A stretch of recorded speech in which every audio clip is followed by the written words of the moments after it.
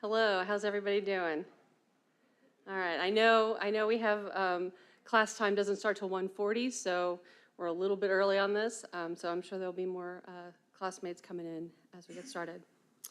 Good afternoon and welcome to the 2023 Tech Ethics Symposium pre-conference discussion at Duquesne. My name is Dr. Pamela E. Walk, and I'm an associate professor of journalism in the media department and director of the Institute for Ethics and Integrity in Journalism and Media. Since our founding by Duquesne alumna Pat Yoder some 3 years ago, part of the Institute's mission has been to bring industry experts to campus and to expand classroom and community discussions about the many facets of ethics in journalism and media. Today's event is a perfect example of that mission in action. Before we get started, I wanted to just acknowledge a few people who helped make today's program possible. First, I want to thank John Slattery, the director of the Carl G. Greffenset Center for Ethics in Science, Technology, and Law here at Duquesne University. He eagerly agreed to partner with the Institute to include journalism and media in this larger two-day discussion about the ethical challenges of generative AI in today's world. I would also like to thank Eliyahu Gasson. He's not here right now, but he is president of the Duquesne chapter of the Society of Professional Journalists, and the rest of our SBJ chapter. Our leadership team kind of dreamed up this idea last semester, this sort of seed of an idea of bringing people to campus to talk about generative AI. And so I believe that this is going to be a critical and important topic for both educators and students and practitioners alike. So I'm thankful for their efforts. I would be remiss if I did not thank Dr. Chris Blair, Dean of the McNulty School, and Professor Jim Voda, Chair of the Media Department, for their support of the Institute and our efforts here today. Both Chris and Jim understand the role that a free press plays in supporting a strong democracy and the importance of verified information in an era of misinformation and disinformation. So I'm very thankful that they're in our corner. And finally, I would like to recognize my colleagues with the Institute. They have worked tirelessly to cull through industry contacts and to secure distinguished speakers on our panel today. They have also worked to promote the event on radio and social media, and so I just wanted to thank our managing fellow, Tara Bradley Steck, and our practitioner in residence, Paula Reed Ward, as well as our newest professional fellow, Natalie Bensavanga, who will be moderating our panel a little bit later. So thank you guys very much. So on August 18th of this year, the Twitterverse, which had recently been renamed X by its new owner, Elon Musk, it was all a Twitter, right? A Gannett-owned Columbus Dispatch had utilized generative AI to report on a high school football game between the Westerville North Warriors and the Westerville Central Warhawks. This scholastic gridiron game, according to its AI author, was, quote, a close encounter of the strange kind. To say that sports fans were not thrilled with this reporting of the results would be a really gross understatement. Less than 2 weeks later, Gannett announced it would suspend Lead AI, the generative AI software it was using to report on local high school sports, after the technology repeatedly used awkward phrasing and flubbed sports terms in too many stories, and frankly, all the while really enraging their readers over its sports coverage. When I first heard about this, in my mind, like this sort of single example of the industry turning to technology to assist in what is traditionally labor-intensive human activities, it raised some interesting questions about the ethical obligations of both developers and users of generative AI, especially when it comes to news and information that's intended for the masses. Was the dispatch transparent with audiences about its use of lead AI? Were editors still assigned to review these reports for accuracy and phrasing, or were the stories posted directly online for consumers, sidestepping this usual editing process in an overtaxed, understaffed newsroom? What were the ethical obligations of the humans involved? And perhaps more importantly, how did these unfortunate high school sports stories impact audience perceptions at the dispatch and its reliability? Let me stress, this is just like one example of many potential ethical landmines that exist in technology as it advances and as news organizations adopt and integrate them into daily life. But is it a bad thing? What about some of the promises technology holds? To help us make sense of these ethical obligations and the role we play as both creators and as consumers of information, we have Dr. Patrick Lee Plaisance, the Don W. Davis Professor of Ethics at the Belisario College of Communications at Pennsylvania State University. He's also an affiliate faculty in the Rock Ethics Institute. Before joining Penn State in 2017, where he teaches media and technology ethics, he was a faculty member at Colorado State University for 15 years. He has served as editor of the Journal of Media Ethics since 2014 and writes a blog on media ethics for Psychology Today. His widely used textbook, Media Ethics, Key Principles for Responsible Practice, a textbook that I've been using in here at Duquesne since fall of 2022, is in its 3rd edition, and he tells me a 4th one is on its way. He is also the author of a book featuring original research, The Virtue in Media, The Moral Psychology of Excellence in News and Public Relations, and he is also the editor of Handbook of Communication and Media Ethics, in addition to more than 24 journal articles and book chapters in top-tier academic publications. He received his undergraduate degree in journalism from the University of Missouri and his master's in English literature from the College of William and Mary. His PhD is in mass communication is from Syracuse University. And prior to teaching, Patrick spent 15 years in the newspaper industry as a journalist in New Jersey, South Florida, and in Virginia. So please help me welcome Patrick Lee Plaisance to the stage.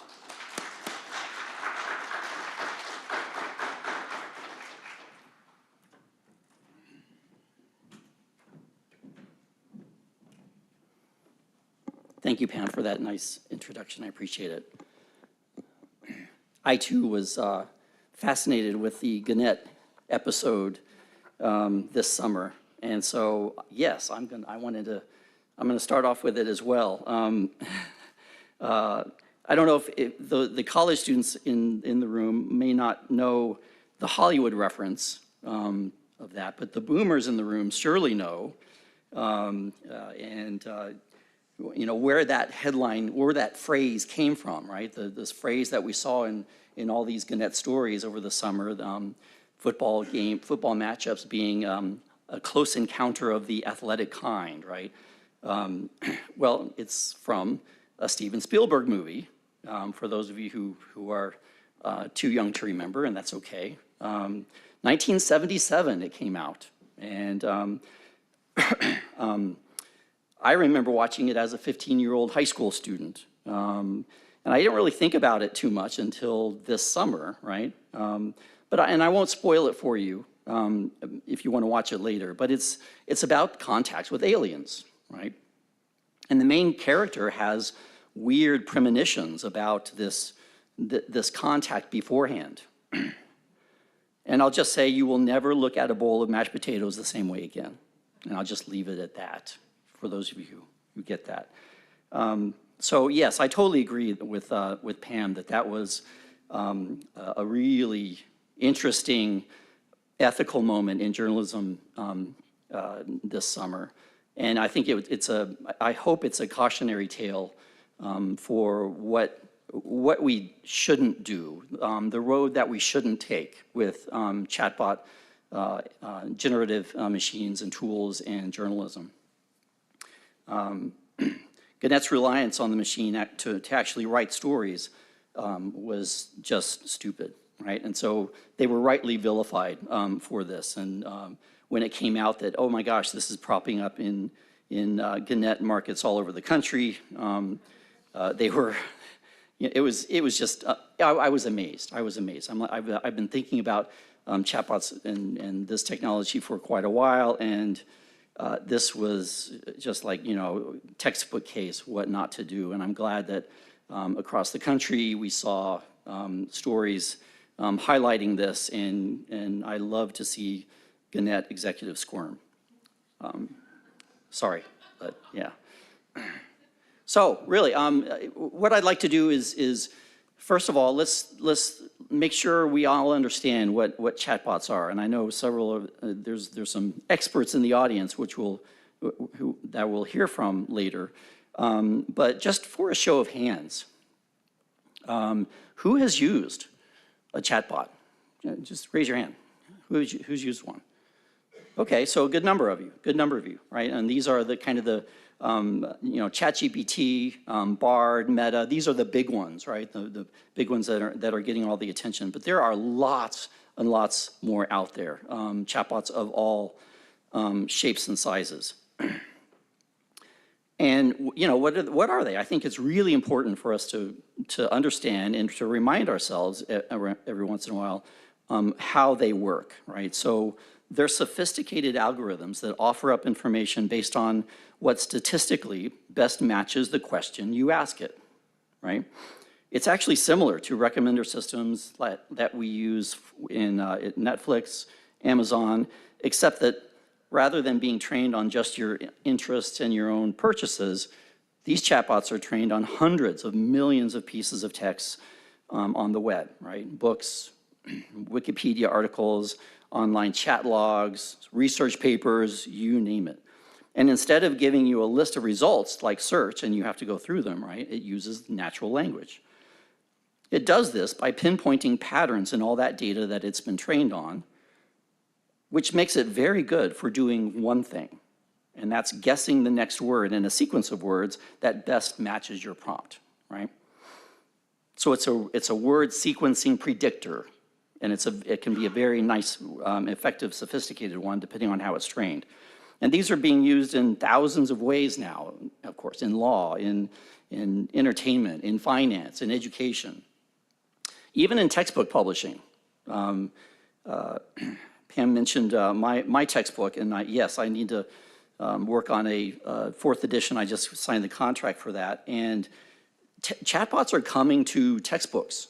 So when you students access your rental digital textbook, right, in the near future, it will come with a chatbot built into it, right, that you can use to help you review and to make sense of the material whenever you want.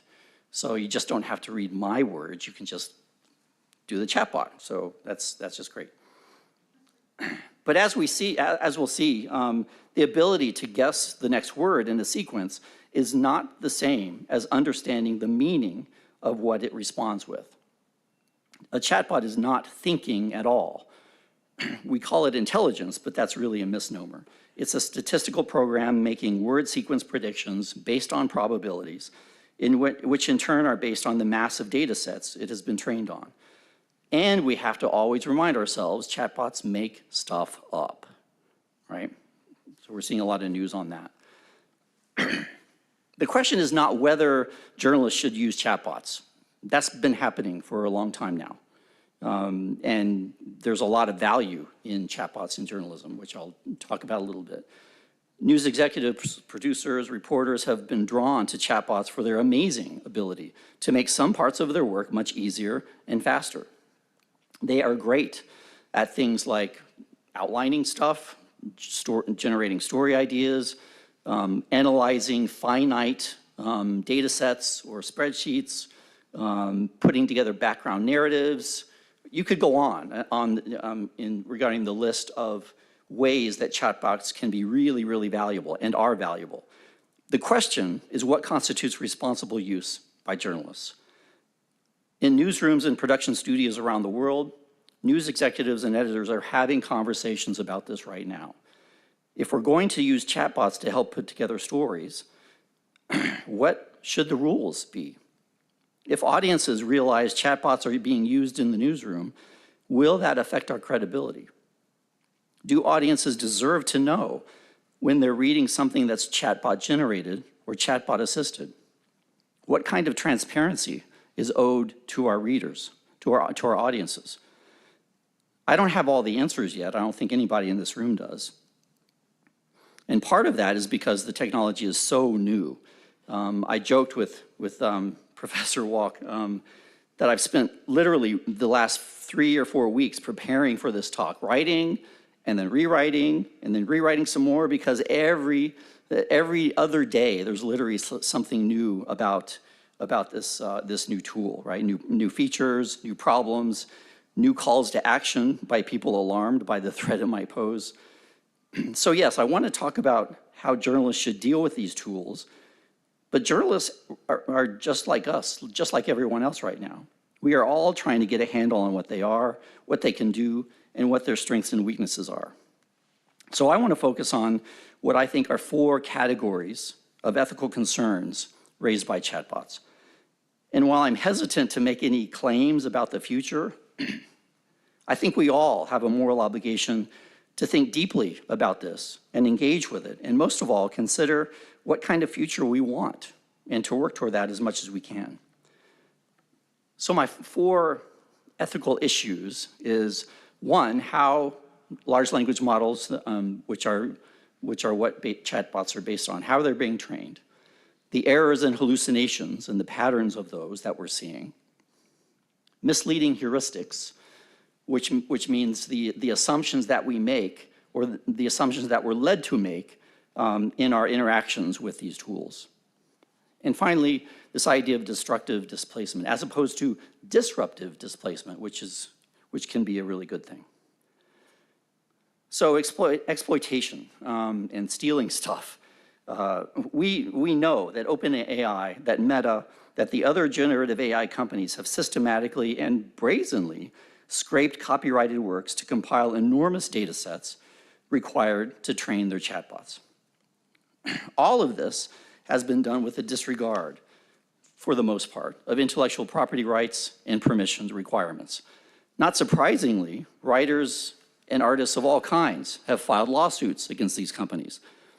So, and those are going to be working through the courts for a while. The final legal judgments and interpretations have not been made yet, of course, and some legal scholars have suggested that the chatbot companies may, in some cases, have legitimate fair use defenses. We will see, right? The jury is literally still out on that. While I was talking about this to a colleague of mine at Penn State last week, he just shook his head at my concern, and he says, you know, that ship has already sailed. Get over it. They've already done it. And I said, yeah, but what they've done does not need to define our digital future. This isn't the Wild West anymore. We should have learned that lesson 20 years ago when we all became the product being sold by social media platforms. And I'm not going to pretend to be a legal expert. I know we have some here today. But if this is our new digital world, we're going to need different enforceable norms defining sustainable relations among true content creators and chatbot aggregation and borrowing. Also, websites providing large data sets for these large language model training have been hit with court takedown orders precisely due to intellectual property concerns. And just this last August, it was reported that many media giants, CNN, Disney, New York Times, have inserted digital code into their sites to block chatbot web crawlers in their endless demand to feed content to the large language models. And negotiations with chatbot makers and media companies are underway as we speak, because both sides realize that the way ChatGPT has been foisted upon us is not sustainable. So sure, the ship may have left the dock, but it's not out of the harbor yet, right? We still have time to get this right. And I think there's some promising signs that we might just avoid a kind of dystopian future that is bearing down on us right now, I think. And in some respects, the generative, the visual generative tools, DALL-E, Midjourney, Stable Diffusion, I think they may even pose a more serious ethical issue. They are arguably designed to displace human artistic labor and are trained on artists' actual works. So my question is, does our very use of these tools constitute complicity in that unauthorized use? This is a big enough concern for me that I personally have made the deliberate decision not to use these tools until chatbot companies reach some sort of sustainable arrangement with artists whose work they have exploited. But just in the last few weeks, we've had some really interesting news. A new tool called Nightshade was unveiled that allows users, that allows artists to attach the Nightshade code to their creative work, and it will corrupt or poison training data using that art. Eventually, it might even ruin future models of AI art platforms, removing their ability to create images. Nightshade adds invisible changes to pixels in a piece of digital art. And when that work is ingested by a model for training, the poison exploits a security vulnerability that confuses the model, so it will no longer read an image of a car as a car and may come up with a cow instead. It also can turn an image from a specific genre into an example of a totally different one if the image is scraped without permission to train a chatbot. So to me, this is cool. And this is the kind of thing I hope we'll talk about more. This issue of exploitation turns on that age-old fallacy to excuse or justify doing things by ignoring the hard normative questions of what we should do by simply pointing to the fact that now we can do something. And I think that needs to change. We need to ask the hard questions, right? How do we harness generative AI to do better work and avoid exploitative and destructive uses? What roles should chatbot play in journalism? This whole attitude reminds me of the famous quote by Jeff Goldblum in the movie Jurassic Park, where he says, you know, your scientists were so preoccupied with whether or not they could that they didn't stop to think if they should, right? And that's the classic trope in ethics. And there are lots of voices emerging to suggest that chatbot developers don't get to unilaterally decide what the future of the web looks like and then foist it upon us.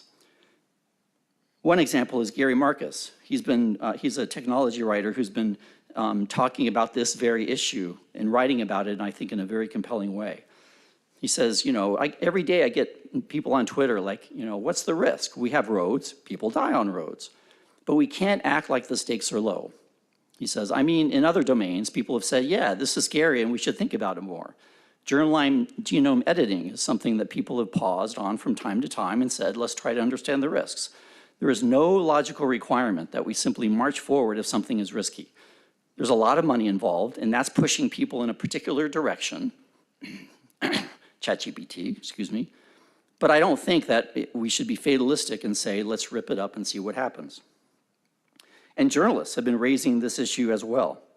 Alex Reisner recently got access to the data set that trained Meta's algorithm and confirmed that it was using tons of copyrighted work without permission. He said, its contents more than justify a fundamental aspect of the author's allegations. Pirated books are being used as inputs for computer programs that are changing how we read, learn, and communicate. The future promised by AI is written with stolen words. He continues, control of our property, control of our work is more essential than ever now that intellectual property is digital and flows from person to person as bytes through airwaves. A culture of piracy has existed since the early days of the internet. And in a sense, AI developers now are doing something that's come to seem natural. It is uncomfortably apt, he says, that today's flagship technology, which is chatbots, is powered by mass theft. Errors and hallucinations are my second. Oh, thank you. Appreciate it.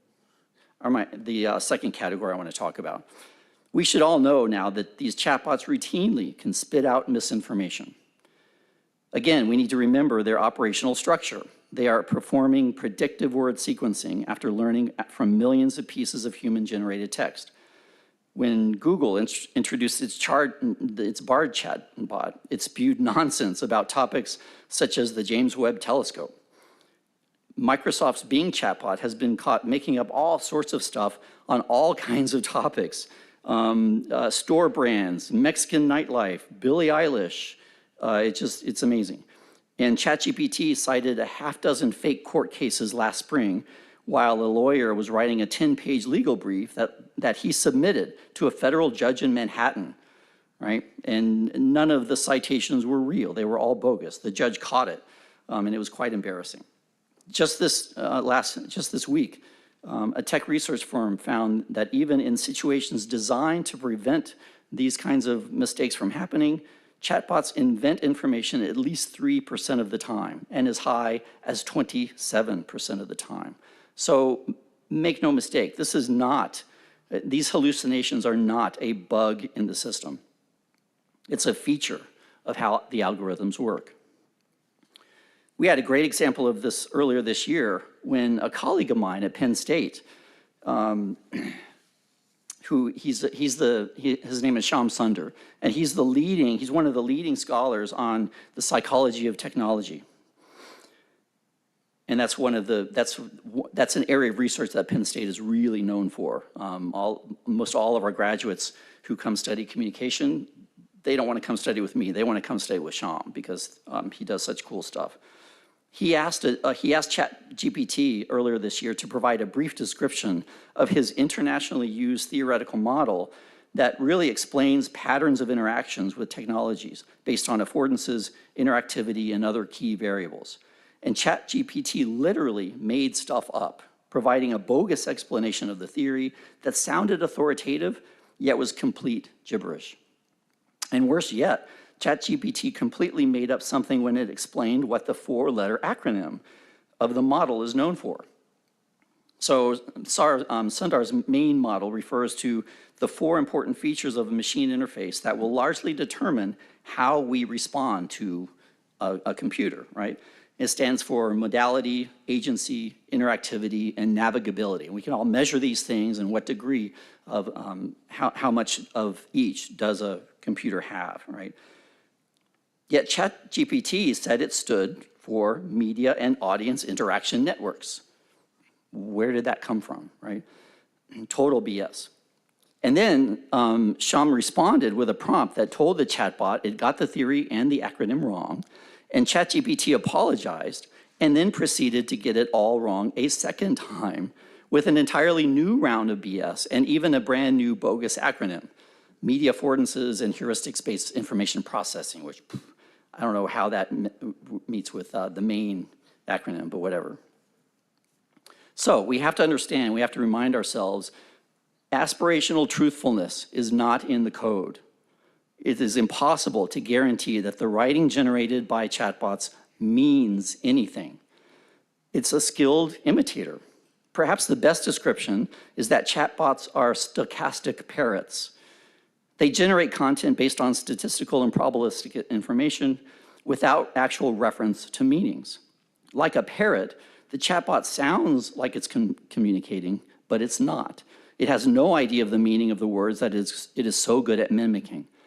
This is why chatbots might be good at regurgitating code for specific tasks by pulling what's already out there on the web, but they're unreliable for things like mathematical equations because they're not actually doing the calculations.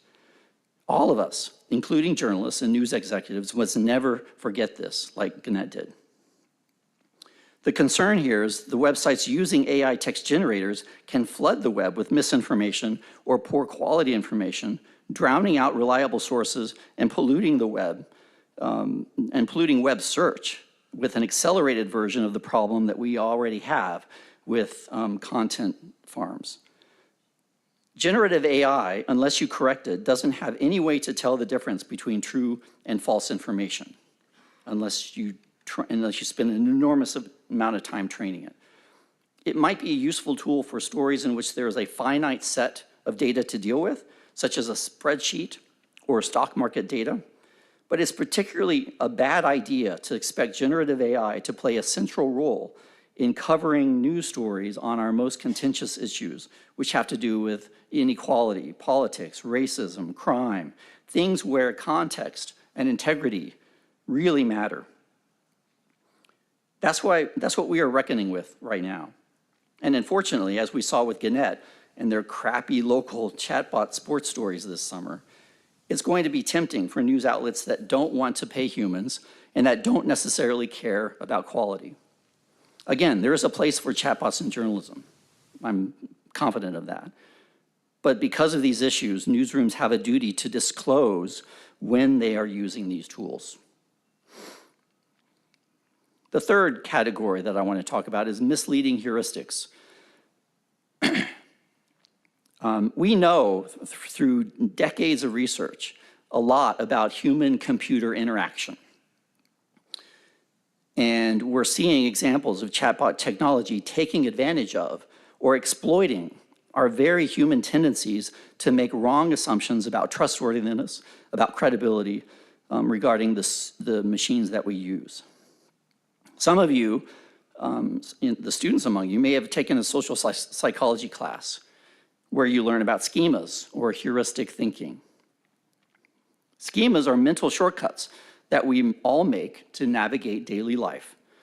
So when you come across a topic or a person, you don't mentally review everything that you know about that topic or the person, right? You don't calculate or use any cognitive energy to kind of retrieve details about that to form, a perspective.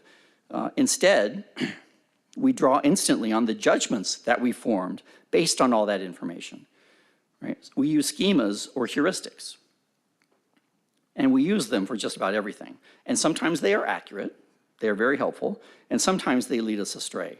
So what immediately comes into your head when you hear the name Kardashian, for example? I don't really want to know, but just as an example. What about Beetlejuice? What about American Muslims? What about a farmer? What about climate change? Going on a date, right? What are the images that pop up into your mind automatically? Those images in your head are the schemas.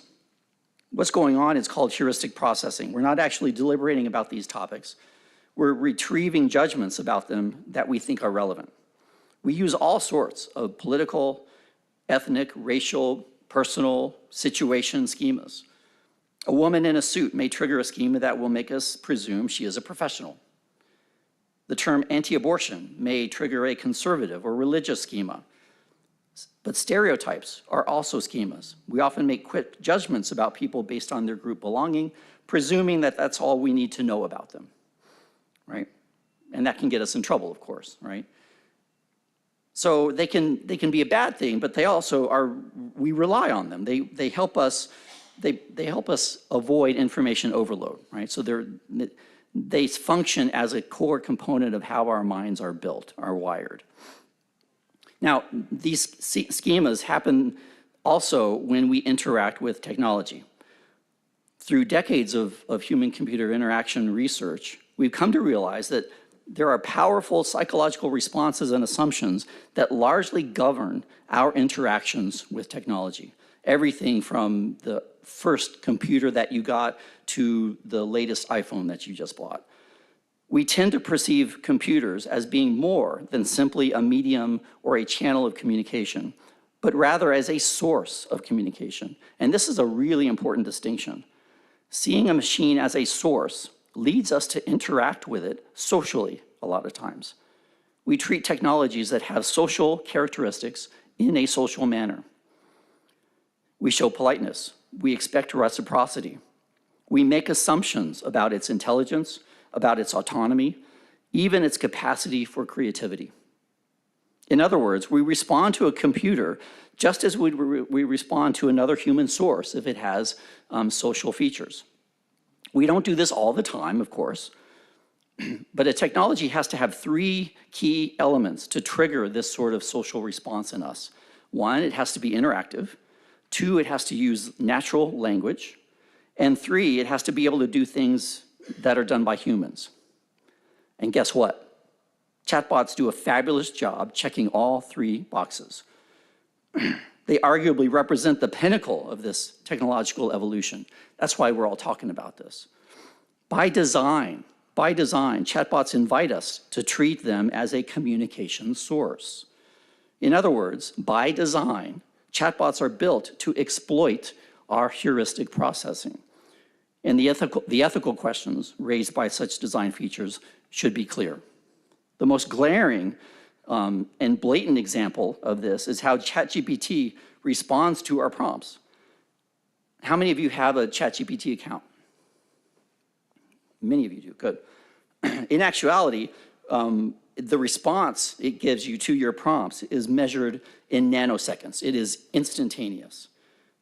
But ChatGPT developers have deliberately slowed down the responses so that it appears on the screen as if they are being typed and presented to us. OpenAI designers have explicitly decided to present the chatbot as more human. Why would they do this? Because it triggers for us the machine as source heuristic, and we are more likely to treat it as real or almost human, more real than it actually is. And actually, when you ask ChatGPT this very question, which I did, it responds that it is, quote, a user-friendly feature designed to make interactions with ChatGPT feel more natural and satisfying.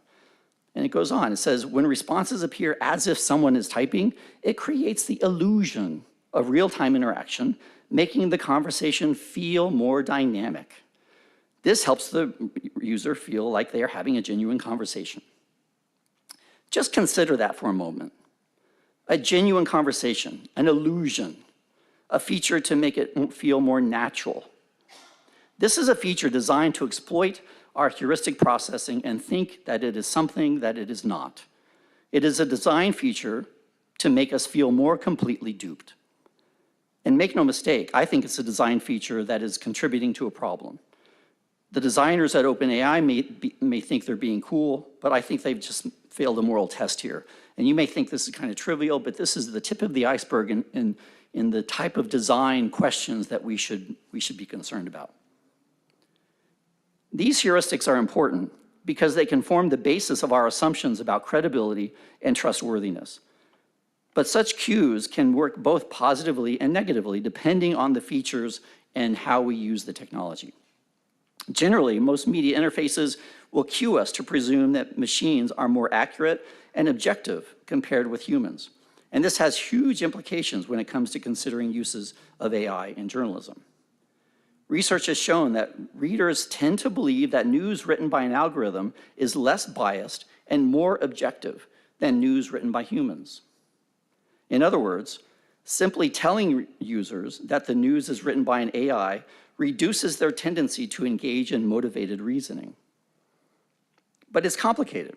Other research has shown that when people are presented with an AI news article, an AI-generated news article, and a human-written news article side by side, they rate the AI-generated article as more credible, but they also rate the human-written article as more readable.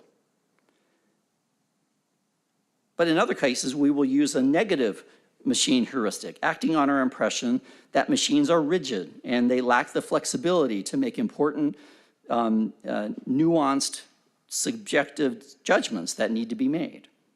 So we have seen evidence of both a positive and a negative machine heuristic, depending on the context, right? But here's what I want us to take away.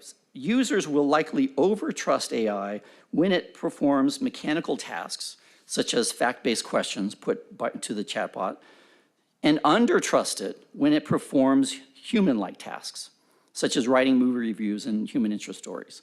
So we have a tendency to overtrust it or undertrust it based on what we're using it for. In journalism, we need to really understand that and act accordingly. All this means is that we can be easily manipulated into ways of thinking. And in our headlong rush with this new chatbot technology, we are allowing developers to exploit our heuristic processing. And I think we all need to ask, are we building the kind of technological future that we want? A future that promotes fairness, respect, justice for all of us. The fourth category of ethical issues that I want to talk about is destructive displacement, as opposed to disruptive displacement, right? Disruptive displacement of forms, of methods, of practices is not necessarily a bad thing, right? That's often how progress is made. And chatbots are proving to be disruptive, I think, in some very valuable ways. As I've mentioned, it can be a great assistive tool in journalism, summarizing ideas and story themes, which can then give journalists a jumping off point to go and do the original reporting that we expect them to do. Newsrooms around the world are learning how to use them to help compile background information, for example. BuzzFeed is using chatbots to power its famous personality quizzes. The New York Times earlier this year used ChatGPT to create a Valentine's Day message generator with a combination of prompts. So this stuff is fun and it's useful. But destructive displacement is different. There's been a lot of discussion about how chatbots may well be on their way to replacing search engines. They are arguably changing our relationship with information itself, how we look for it and how we consume it. And we're all used to doing searches for all kinds of things and making our own judgments about the validity of the results that we're given. Typing a chatbot with a prompt, typing a prompt in a chatbot gives us something fundamentally different, I would suggest. It gives us a narrative with no sources, no opportunity to assess the credibility of the results. In some cases, that difference may not matter that much. But in other cases, I argue it matters a lot. And as we've already seen, chatbot web crawlers don't distinguish the truth from the trash online. AI generators threaten to flood the web with misinformation and poor quality information, making no distinction between, say, 4chan chats and CNN stories. One serious danger here is that these generative AI tools are trained on content that is characterized by bias and heavily reliant on stereotypes. And by using them, we can be complicit in perpetuating and even strengthening those stereotypes. Just last week, the Washington Post published this fabulous multimedia piece that documented how insidious this can be. So with Stable Diffusion, they did a series of prompts asking them for different images. So for a typical house in India, and in the United States, in China, this is what they got, right? So the Indian house, notice, it's on a dusty, unpaved street that denotes a third world environment. Even though India is home to more than 160 billionaires, and Mumbai is the 15th richest city in the world. And over the story documents images, the image generators can promote our worst biases. Asian women are hypersexual, Africans are primitive, Europeans are worldly, white men are exemplars of productivity, prisoners and welfare recipients are black. It goes on and on and on. In fact, in recently released documents, OpenAI itself admitted to this problem, saying that its latest image generator, DALL-E 3, displays, quote, a tendency toward a Western point of view with images that disproportionately represent individuals who appear white and youthful. So as synthetic images spread across the web, they could give new life to outdated and offensive stereotypes, encoding abandoned ideals around body type, gender, and race into a future of image making that we'll all be trapped in. The destructive displacement being wrought by this warped content generation and our use of it threatens nothing less than the rich pluralism, multiplicity, and diversity of reality that we trust journalism to provide every day. But any concerns may well be outweighed by the convenience of the narratives that we get from chatbots. The value of convenience could win out over verifiability, and that's a big concern in journalism, of course. Tim Wu and others have cautioned that we're already living under what he refers to as the tyranny of convenience, where we allow that value to trump all others and unwittingly drain a lot of meaning from our lives. He writes, with its promise of smooth, effortless efficiency, convenience threatens to erase the sort of struggles and challenges that help give meaning to life. Created to free us, it can become a constraint on what we are willing to do, and thus, in a subtle way, it can enslave us. Today's cult of convenience fails to acknowledge that the difficulty is a constitutive feature of human experience. He says, convenience is all destination and no journey. And I'm getting more kind of meta here, but I think there's a connection. Chatbots are well on their way to replacing search, and this is fundamentally changing how we will access and use information in the future. This displacement of search also has serious implications for journalism. People clicking through their Google searches to news sources constitutes about half of all the traffic to many news sites. Journalists and news executives are rightly concerned if this goes away. As one publisher described it, you could essentially call this the Wikipediaization of a lot of information. You're going to bring together Wikipedia-style answers by chatbots to an infinite number of questions, and that's just going to nuke many corners of the web, he said. Also, I would suggest, referring to this idea of the tyranny of convenience, AI-generated text sites may have the same homogenizing effect that Twitter did on news production in the early 2000s. Back then, a lot of assigning editors across the country started relying on Twitter trends to decide what to cover, a move that led to a lot of gaps in content that readers were seeing. That became a serious problem because the news didn't necessarily reflect a broader audience of any particular market. It reflected the audience of Twitter. It was the tyranny of Twitter convenience leading journalists astray. And we saw media manipulators be able to use algorithms in order to set the agenda of mainstream media day in and day out. So with ChatGPT, I'm concerned that we're arguably entering into a similar cycle if we let it. And journalists tempted to use these chatbots in ways that don't best serve our audiences, but that may make our jobs easier. And of course, there's a serious concern that chatbots will tempt news executives to displace or actually replace human writers, editors, and producers. Recently, a writer put this very question to ChatGPT, which I thought was kind of cool. And ChatGPT assured him that no, it's not likely to replace journalists for now. I don't know how reassuring this is, but that's what it said. But the marketing of chatbots right now as content generators is already trying to profit off of under-resourced newsrooms. And if it's successful, we will see more embarrassments and quality control issues, such as the Gannett sports stories. And as one industry observer recently wrote, no journalist could ever read everything in order to produce the kind of synthesis offered by generative AI. What we have to ask then is, what is journalism? And what is it about human judgment and creativity that is lost by relying on these technological applications? That's a critical question, right, that we all need to wrestle with. It's important to understand that, at least right now, chatbots don't do the news, right? Because news is what's happening now based on people talking to people, people hearing from other people, looking at real-time data, right? You can't actually do the news by stringing together words from a giant pre-existing data set using predictive algorithm, right? Chatbots are not original. We will always need humans to do that sort of work. So I've tried to provide a brief survey of what I see as some of the most pressing ethical concerns regarding generative AI and its relation to journalism. And I'm really looking forward to our panel of experts where I'm sure we're going to get into this more.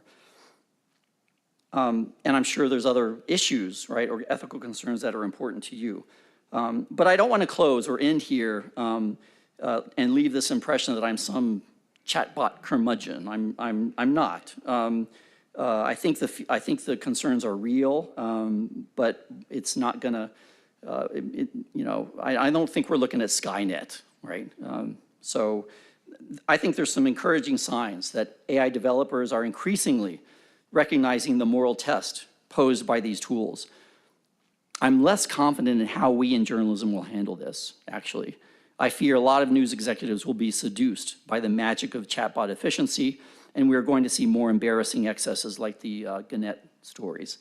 We will see. I'd like to be proven wrong. There are lots of encouraging signs, many voices of concern on these issues, and it gives me reason for hope. Just to name a few, the Biden administration, right, recently called for AI technology standards of fairness and accountability. Leading tech developers have issued letters urging a pause in the development until we can more adequately think through these ethical questions. As one said, the last thing you want is to get blindsided by a future you helped create. I think that's very true. Anthropic, another generative AI outfit, shows us, I think, what proactive ethical deliberation can look like. Earlier this year, Anthropic delayed its release of its own tool called Claude, as engineers there sought to anticipate harmful effects and uses. Its CEO was quoted as saying, "My worry is always, is the model going to do something terrible that we didn't pick up on?" The company made sure its tool was governed by what it calls constitutional AI, a mixture of foundational rules, such as the UN Universal Declaration of Human Rights, and it added some rules. One of them was choose the response that would be most unobjectionable if shared with children. I thought that was really cool and inspiring. And we have long-standing ethical reasoning tools and practical moral deliberative strategies out there that can help us boost this kind of proactive thinking. And there's other examples as well. The Global Organization for Economic Cooperation and Development several years ago issued its statement on AI ethics, calling for businesses and developers to adopt 5 principles of responsible stewardship for trustworthy AI. This was in 2019. I fear not many developers heeded it. They include inclusive growth, human-centered values, transparency, and safety.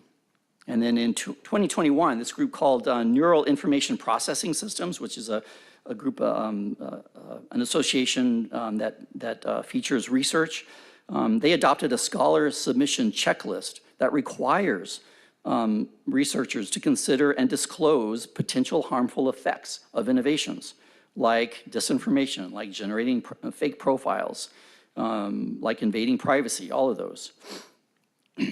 And there's another group called Ethical OS out there that provides a checklist that identifies 8 risk zones to consider, as well as scenarios to encourage focus on long-term effects in technology innovation. Just this April, the News Media Alliance, right, the big advocacy group for news and magazine publishing, adopted its principles for generative AI, detailing policy guidelines on intellectual property, transparency, accountability, and safety. And I love this one. Just last month, OpenAI made an ethical move that really surprised me. As many of you know, now you use ChatGPT and it has a visual tool, right? You show it a picture and it can identify or explain. It also has voice, they put that in. You can feed it a newspaper front page, for example, and it'll give you a whole summary. But OpenAI developers explicitly limited this tool's ability to respond to human faces. They didn't want to enable facial recognition to encourage questionable uses, such as providing bias or offensive answers about people's physical appearance. So if you give it a picture and say, hey, which one of these people are prettier or more attractive, you will get this response. Sorry, I can't help with that. I think that's great. I think that's great. That's the kind of thinking we need to see more of. And I want to end by referring to one of my favorite philosophers working today, Shannon Valor. There's lots of moral scholars out there and applied ethicists who have been working on these topics and writing a lot of valuable stuff about them. Shannon has a list of what she calls 12 techno-moral virtues that she says we should think more seriously about and shape our digital behavior to, as she says, have a future worth wanting. I love that phrase. a future worth wanting. One of her technomoral virtues is civility. Valor's definition of technomoral civility is a sincere disposition to live well with one's fellow citizens of a globally networked information society, to collectively and wisely deliberate about matters of local and global policy and political action, to communicate, entertain, and defend our distinct conceptions of the good life, and to work cooperatively toward those goals and goods of technosocial life. I think that's a nice description. And it's also a summary of the moral test that generative AI poses for us all, as well as to journalism and if it's going to remain a cornerstone in our society. So from calls for caution by the Biden administration, from open letters of concern by Silicon Valley veterans, to calls for seriously thinking through harmful effects, to pixel-level vigilantism by artistic Davids against chatbot Goliaths, there are signs of encouragement, I think. Our headlong rush in a generative AI future is not necessarily a good thing. At least that's the emerging chorus from some corners. And now is the time we need to get it right, not just for chatbot company executives, but for all of us. We need to be clear-eyed and deliberate in asking the questions that matter and finding justifiable answers to the kinds of ethical questions that I have mentioned here.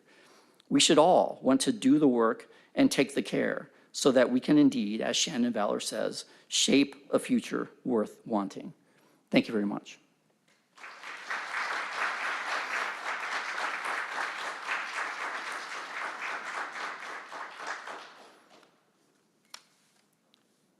Do I take questions now, Pam, or what?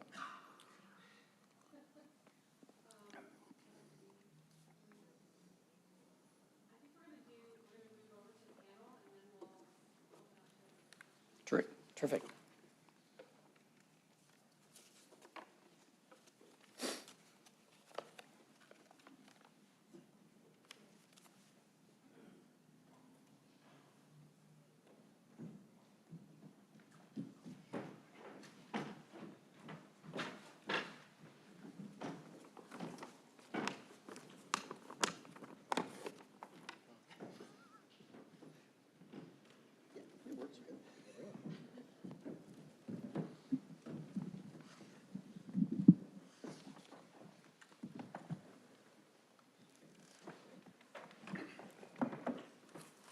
We need name tags in front.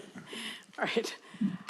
Hi, everyone. My name is Tara Bradley Steck. I'm the managing fellow of the Duquesne University Institute for Ethics and Integrity in Journalism and Media. This time a year ago, our organization didn't have media in its name. Our decision to add it was deliberate, as we increasingly realized that the space in which we operate, the space we investigate involving news ethics, often is found in that mushy area between news gathering, i.e. journalism, and news production or presentation, where that generic and perhaps less understood term called media resides. It is fitting, therefore, that our panelists today represent this spectrum during a time when the gathering and reporting of this news not only is being called into question ethically, but also created in ways in which most of us have little understanding. Joining Patrick on the stage here are several outstanding legal experts and journalists, I think I still can call them that, who have been enmeshed in the world of artificial intelligence in the newsroom in novel ways. Let's see, I have to get you guys in order of, so first out next to Patrick is Troy Thibodeau. He leads the Newsroom AI initiatives for the Associated Press, and as such has fostered some of the AP's highest impact journalism. His work has always been at the intersection of journalism and technology, and he's fascinated by new ways to tell stories. Troy's background is in computational journalism, and he launched AP's data journalism and news applications teams. Before focusing exclusively on AI, he oversaw AP's digital news efforts, building AP's first full-time teams for web and app curation, social media engagement, and newsletter publishing. He lives in New Orleans with his wife and twin boys and has agreed to come up to the cold, snowy north, not snowy yet. Next to Troy is Joe Lawrence. He serves as CEO of MeSearch Media Technologies, a Pittsburgh-based startup that uses artificial intelligence to identify content that readers want from a wide range of sources and put it in front of them. He also is general counsel and director of development and investments for Trib Total Media, which publishes Trib Live and the Tribune Review. Joe earned his bachelor's in finance from the University of South Florida, his law degree from the University of Pittsburgh, and a certificate in business analytics from Harvard Business School. He has actively practiced law since 1992, focusing on business and real estate matters, and has served as president or chair of many community-based nonprofit organizations. Next to Joe is Jim Parsons. He's WTAE's news director. He's appointed in July 2016, following a 3-year tenure as assistant news director. Previously, Jim was an investigative reporter for WTAE from '98 to 2013, with honors including the Investigative Reporters and Editors IRE Medal and 2 George Foster Peabody Awards. Jim serves as a board member with the Pennsylvania Freedom of Information Coalition and a member of the Pennsylvania Bar Association's Bar/Press Committee. He's a native of Westfield, New Jersey, now lives in Oakmont with his wife, Terry, has 3 adult children and 3 grandchildren. Next to Joe is Ted Anthony, who I've known for probably 30 years. Ted is Director of News Storytelling and Newsroom and Innovation at the Associated Press. In 3 decades with the AP, he has split his time between being a field journalist and working on innovation projects at AP Global Headquarters. He's been a national correspondent, a foreign correspondent reporting from more than 25 countries. I'd love to see his passport. China news editor and Asia Pacific news director. Lately, he's been working to optimize journalism for emerging audiences and is leading a global effort to expand AP's coverage of trends and culture. He's the author of Chasing the Rising Sun, The Journey of an American Song, and is working on his 2nd book, Unsorted But Significant, Travels Through Dementia, Death, and the Things Parents Leave Behind. He also is president of the board of directors of Public Source, a Pittsburgh-based online publication I encourage you all to check out. He lives in Hampton Township. Thank you, guys. And moderating the discussion will be Natalie Bensavenga. She's our newest fellow.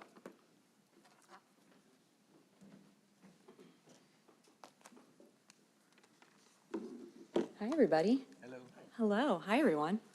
I'm super excited to be here because AI, this is the new world, basically, and I think it's important that we all recognize that and get on board and figure out how we make this a place that we want to be, to your point. So I'd love to start if everyone would just like to give, a few statements on how they feel about AI in their particular field of study and work to kick things off. I know you've already talked, yes. Sure. So as Tara mentioned, my background is in computational journalism. I've always sort of lived at the intersection of news and technology, and so I get really geeked about this stuff. I get really excited about it. But I think it's also really important for us to talk about this stuff specifically. And I was really heartened to see that the subtitle here uses the term generative AI and not just AI, because a lot of discussions around journalism and AI just talk about AI. And AI is this big umbrella concept that includes, machine learning. It includes what happens when you autocomplete on your phone. It includes self-driving cars, all sorts of things, right? And to some extent, AI and journalism both is and isn't new. So at AP, going back to 2014, we started generating text stories about earnings reports, companies' earnings reports. Anyone who's ever been in business journalism knows it's this laborious task. A quarter comes around, you have to write all these stories about earnings reports. So we came up with a way to help alleviate some of that, to let the journalists focus on the most important stories, the ones that really required that further reporting, and then still maintain the volume of the rest of them. But the way we did that, and the way we became comfortable enough to put those stories out to our customers, was through a long process of developing what was a logic-based templated system. And so we had vision into the logic and the way these stories were constructed in a way that the sort of things that we're talking about here today, generative AI, to get behind the curtain is very difficult. There are PhD theses written about one aspect of how one of these models makes a decision. So you can't just hop in there, look at the code, look at an if-else statement and decide, oh, that's where the bug is, right? And so that's something that's dramatically different. And I don't know, we did, some colleagues of mine were working on a project starting way back in 2021. And they wanted to look for opportunities to help local newsrooms by using AI. So local newsrooms are strapped, not enough staff, they keep cutting back. Are there ways that we can use these tools to help them? And so the first thing they did was they went out and they did a survey. And the survey they did was in September through December of 2021. And they were asking newsrooms about their readiness to use AI, about their newsroom strategy for AI. And the answers were, pretty humble back then.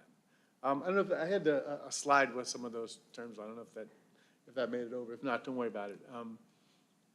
Nope, okay. But they were looking at this saying, local newsrooms or small, tiny newsrooms are going to be most helped by this stuff. Really what we're talking about is automation.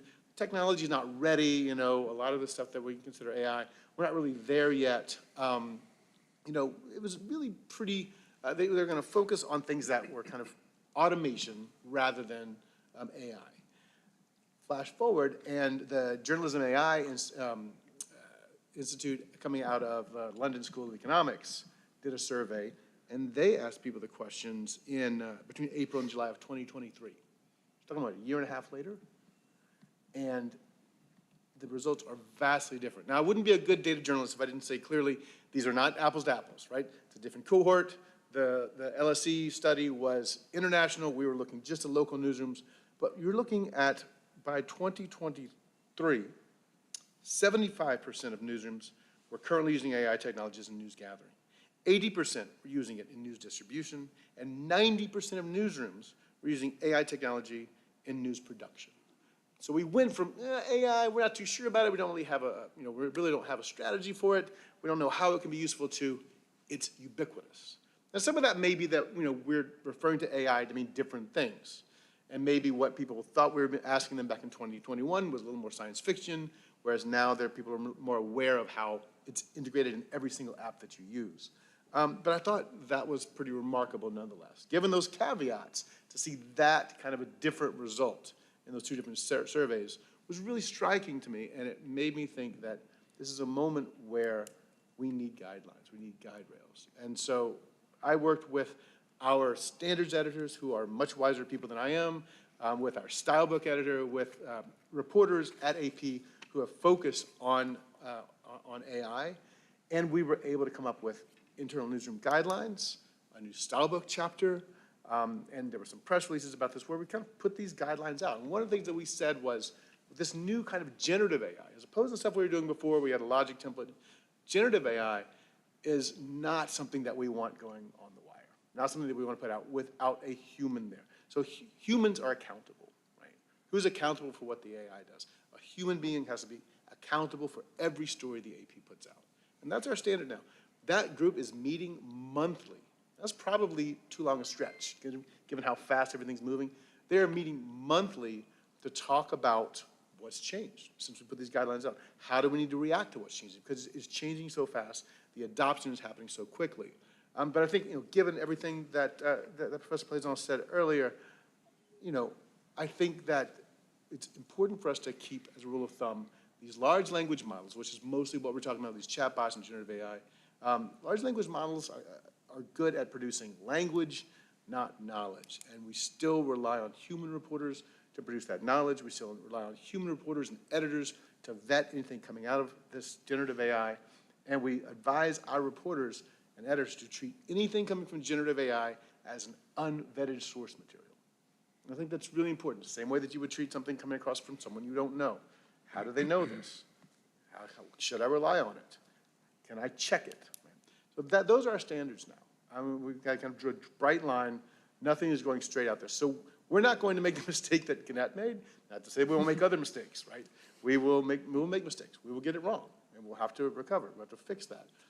So that's why it's required that we constantly review our policies, but that we have guidelines and that we be very clear about them, and that we be transparent, as we always have been when we've used automation, transparent about our use of it.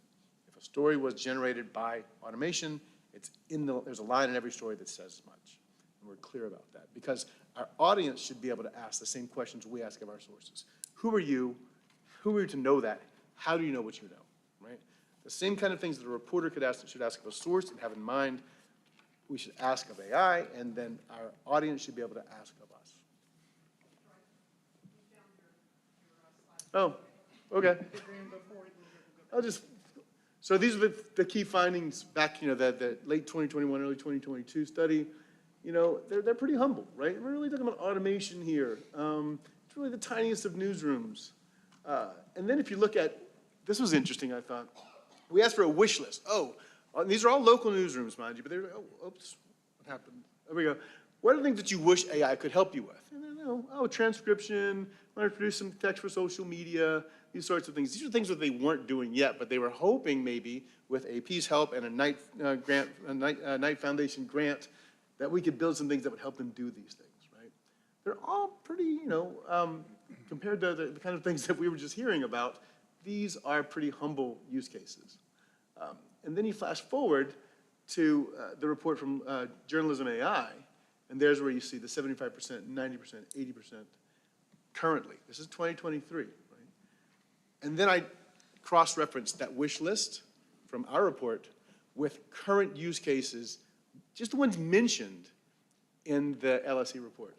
And they were all covered except two. And I don't think those two aren't being done. I don't think there are no newsrooms who are doing, page layouts in an automated fashion or photo suggestions. They just weren't specifically mentioned in that report.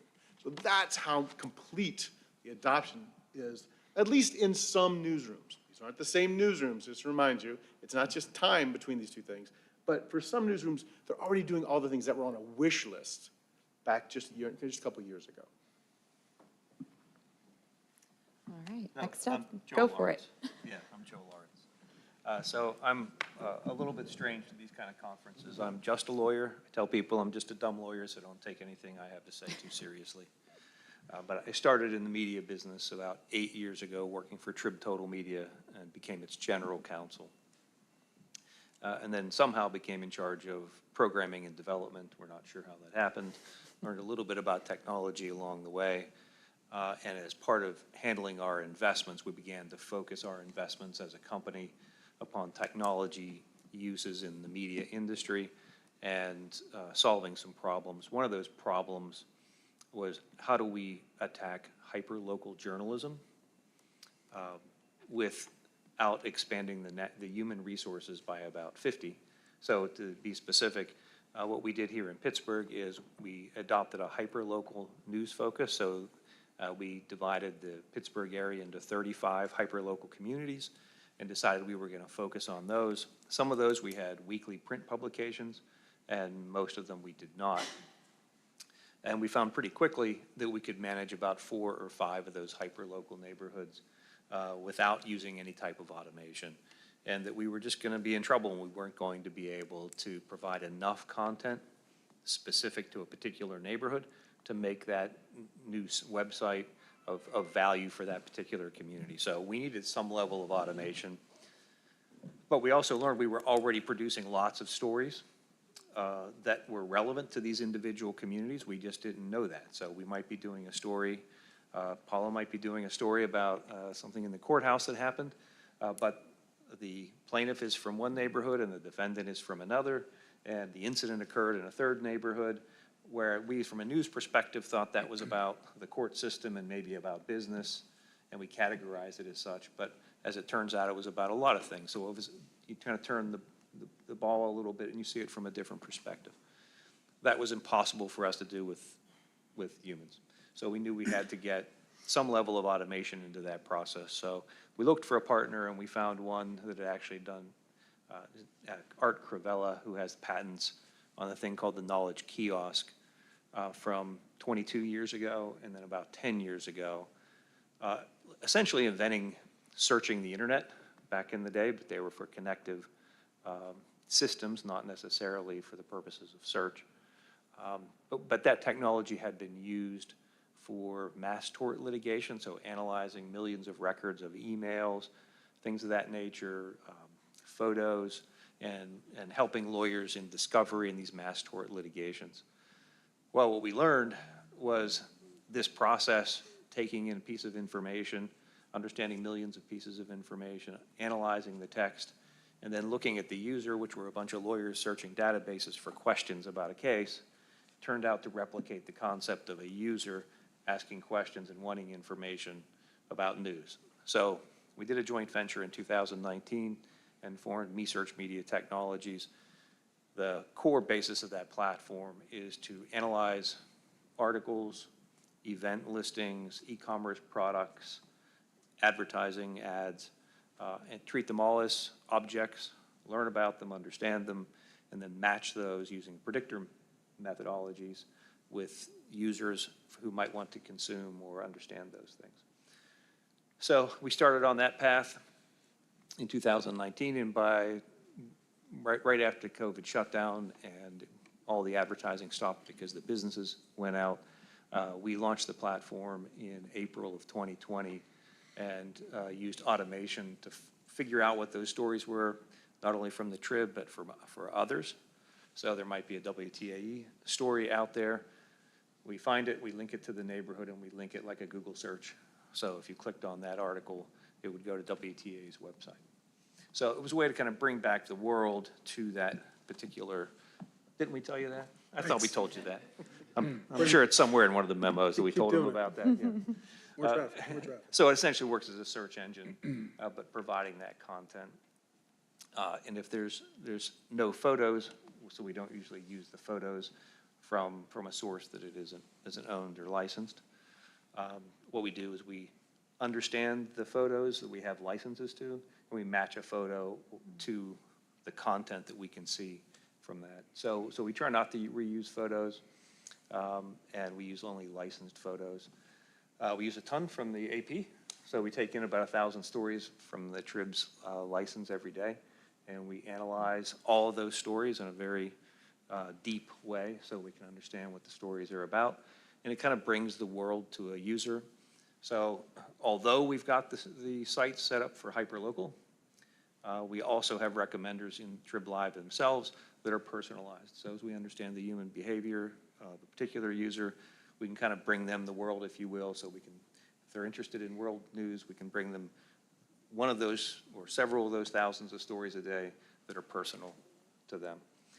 So as Troy just explained, none of that is generative AI. And I think, so my overall philosophy here is I don't like the term today, generative AI, because it's not creating anything. It's predicting stuff. It's like math, it's not a thing. So particularly when you talk about text, it's predicting what text you might use if you choose to use that text. That's not creating that text. That's just assembling stuff in a way that somebody can choose to publish or not. They choose to publish it, I think it's their ethical obligation, just like if they wrote it out in handwriting. It doesn't matter how they typed it, how they got it.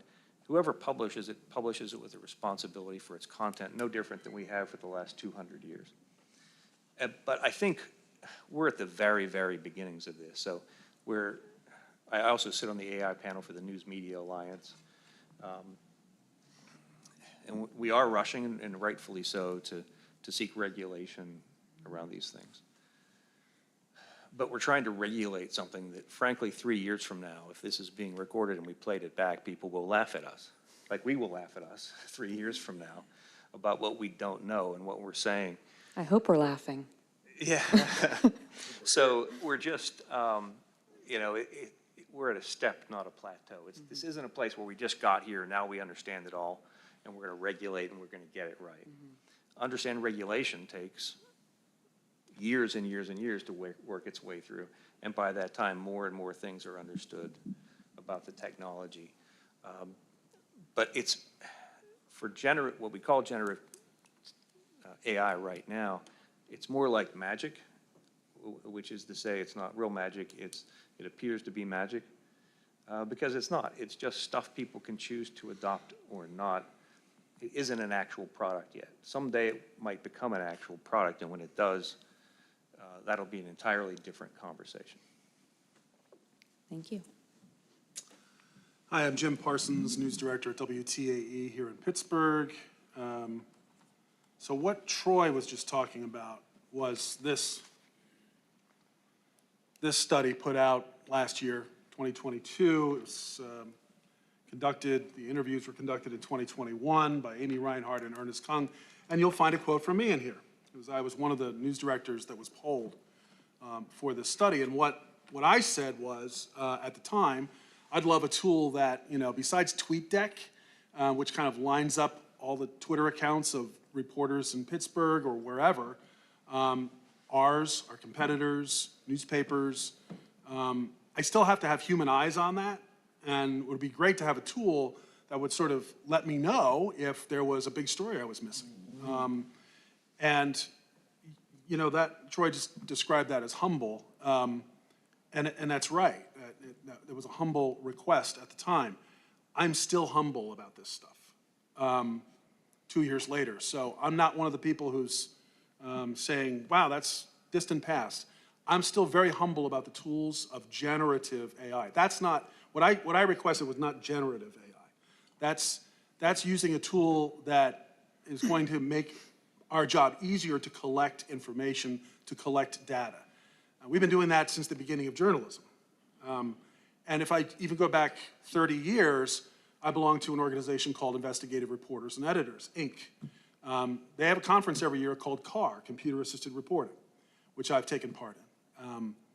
And it's using the tools that are available to us at the time, even going back 30 years ago, Microsoft Access, Microsoft Excel, which everybody uses now, but very few people did 30 years ago, to collect and collate information. Help us gather it up so we can better understand it. It's a tool. So what I requested 2 years ago is a tool. We use robotic cameras in our studio at WTAE. There's a human being that operates them, but it's one human being instead of 4 human beings with 4 studio cameras, or 5 sometimes. That's not generative AI. And I agree about the definition of generative. It's not the greatest term in the world, but what I think of when we say generative AI, if I have a glossary definition, is using a computer to create a story, to create a news story, to write a news story. And that I have a problem with. And I'm not sure I'll ever be comfortable with it, to tell you the truth. I don't care if it's in an earnings report or high school football scores or an obituary. Viewers trust us. Some do. Hopefully, most of our viewers trust us. But they come to us because of trust. There's a connection they make with our anchors and our reporters. And I'm concerned about doing anything, using any tool that's going to erode that trust. I totally agree with being transparent, having a set of human eyes, no matter what we do, being a part of that process. I get that, I understand all that. But the minute I tell our viewers generative AI was used to create this story, I'm concerned that there's no going back on that. There's no going back on losing that trust. So I'm the person up here who's really kind of not sure about this. So that's kind of where I am. Yeah. Hi, I'm Ted Anthony, and I'm the Director of News Storytelling and Newsroom Innovation at AP. I work alongside Troy. And since Troy outlined a lot of how we at AP are seeing this and proceeding with it, I want to get a little bit more philosophical with you, if you'll permit me, and key in a little bit on Dr. Plaisance's core question, which seems to be, what is journalism, as he framed it during his speech.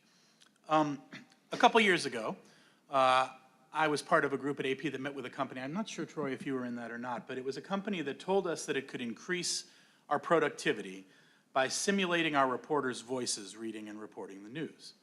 And not only that, it could do it in multiple languages.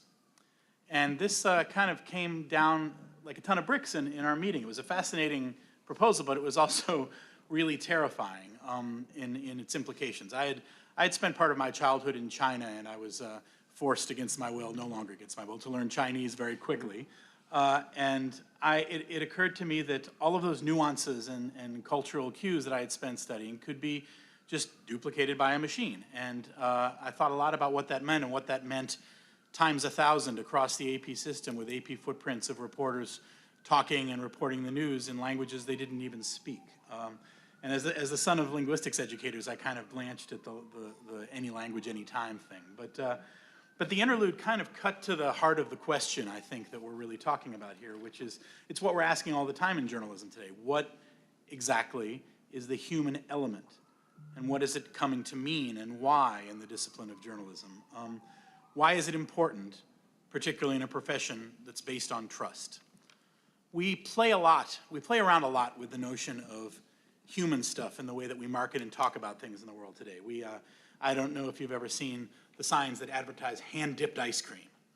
Why hand-dipped? Why does that matter? Why does it matter how this ice cream was scooped? What possible relevance does that have, except that it makes it more intimate and personal? We go out and we spend hundreds of dollars on pre-ripped blue jeans that are carefully ripped to look like you've had years of experience in them. All kinds of things that you've done, all kinds of adventures that you've had, all kinds of hard work that you've done in these blue jeans that actually were carefully calibrated to be artificially ripped by a machine somewhere. And you pay top dollar for that. Artisanal, the word, it means something. It's used because it says to us, it's a compact that says humans were involved, it was at a manageable scale, there's some kind of trust involved. And the same with all of the products like margarine that have pictures of small farms on their labels, when undoubtedly it was created by some giant conglomerate that and was never touched by a human hand. But the human hand matters, and it matters to us, and it matters to us in our gut and in our emotion when we think about things. And I think that's true with the news too. I don't believe, and I'm very bullish about AI, but I also, there's a little Jim Parsons in me too.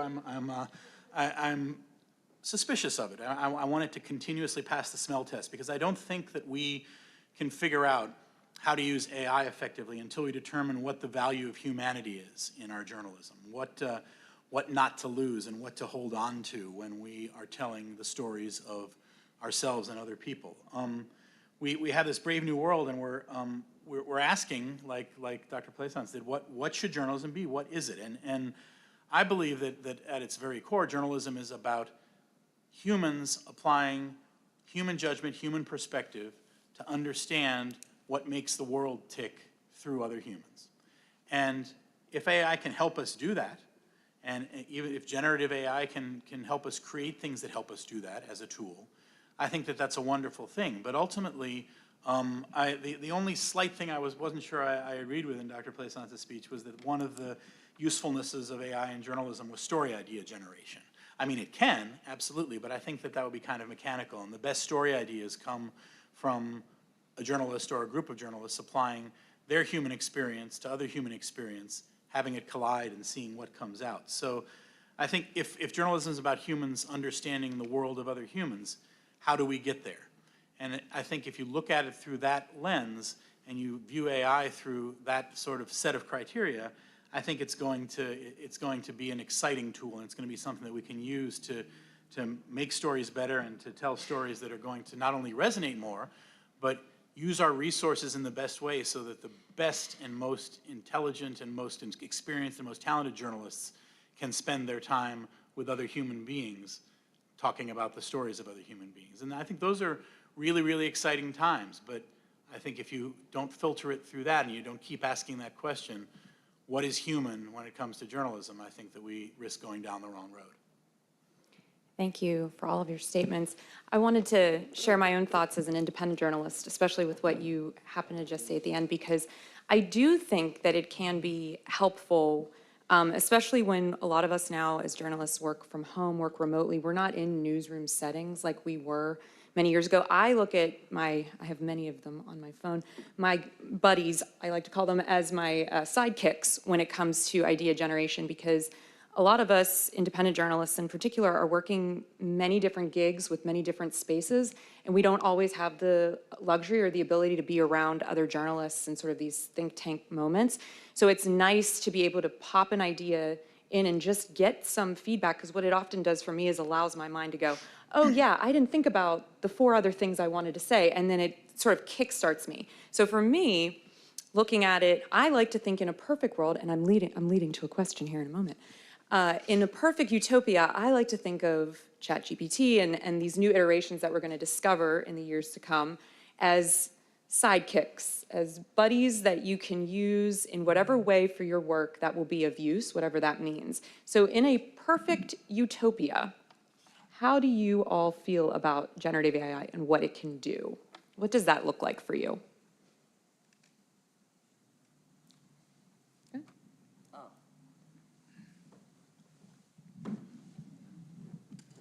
Gosh, I've been worried so much about the dystopia. I tricked you. I- We're going to start off on a good note. Yeah, wow. In a utopian environment where chatbots are used as and their value is maximized, they would help us screen out misinformation. They would prevent rampant stereotypes. They would challenge us in all kinds of ways. They would challenge us, right? And as I said, call them sidekicks, whatever, right? They help start conversations. They help us jumpstart work on important stories. And so, yeah, as we all said, they are in a perfect world, they are assistive in really valuable ways. But right now, there's too many concerns about lack of transparency, about its threat to our credibility, which I think is very real, as so many have said. So that's what I would say. Yeah, I think that makes a lot of sense to me as well. The fact that these would be tools that would augment the way we work. And one of the things that I've found in using some of these tools and asking them, to bouncing ideas off them as you do, is that sometimes they're wrong in interesting ways. And the wrongness gets me thinking about the way I would, it makes me think about my answer differently. And I find that really helpful. But I think if we rely on them to be right, that's where we get ourselves into trouble. I do think also that it has a lot of potential for personalization, thinking about how what kind of information I need and how I can best receive it. Are there ways that it can transform, the information I'm asking for in a way that I can understand it better? And we have seen that, like, chatbots as tutors can be really interesting. And with this kind of, dialogue to access a textbook, how best can I understand this? How can I ask it again in a way that maybe the first draft, the first version there, didn't reach me? So I think it has real potential in those ways as well, but I do think the problem is when it's not seen as a tool in the hand, right? That it's something that stands alone, that it has its own ends in mind. That's where I think we get into trouble. So we've thought a lot about this. And so in our view, it's about what is the corpus. And the corpus we've talked about is like everything that goes into the existing large language models, but they don't have to be everything. They can be essentially fences around protective and quality content. So our path forward for other publishers is to seek groups of trusted content to be the corpus. And then 2, it's kind of the reverse of the production of of language. It's analysis. So what we do is we analyze it and we break everything down into what we call contextual language units. You might think of them as paragraphs, something like that, that are not recreated. So they are in context, the whole paragraph from the particular work that's already in a corpus of trusted content. So we can trust what's coming out of it because it's not, I didn't regenerate or change around those words or substitute something mathematically. What I did is I used the math to engineer and find out what was the context of that question and what's my highest ranking result in the language used by the trusted provider. And so that way, things come out as ranked paragraphs, if you will, or contextual language units, mostly closely matching whatever their query is or the subject is. And so we've done that. Paula's supposed to be using this tool here soon, but I've hidden it from her. But it's to take in the sources of all content that we can take in and focus it on a particular area. Let's say her beat is the Allegheny County Courthouse, and then find everything we can find out there naturally, analyze it, bring it back to her, but rank it in contextual language units in priority related to her and let her analyze it. Mm-hmm. Now, she can connect those two, but they're also sourced. So we see that as I would say at the top level, we say protected sources of consensual use of content, mm-hmm. and then monetizing that amongst ourselves instead of just taking this technology, ripping the top off it and keeping 90% of the revenue, keeping 90% of the revenue into the producers, but also keeping the trusted fence around.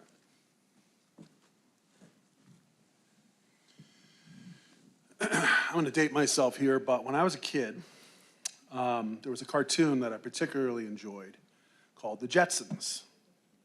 The Jetsons was a cartoon about a futuristic family with all of the conveniences that you might expect in the future.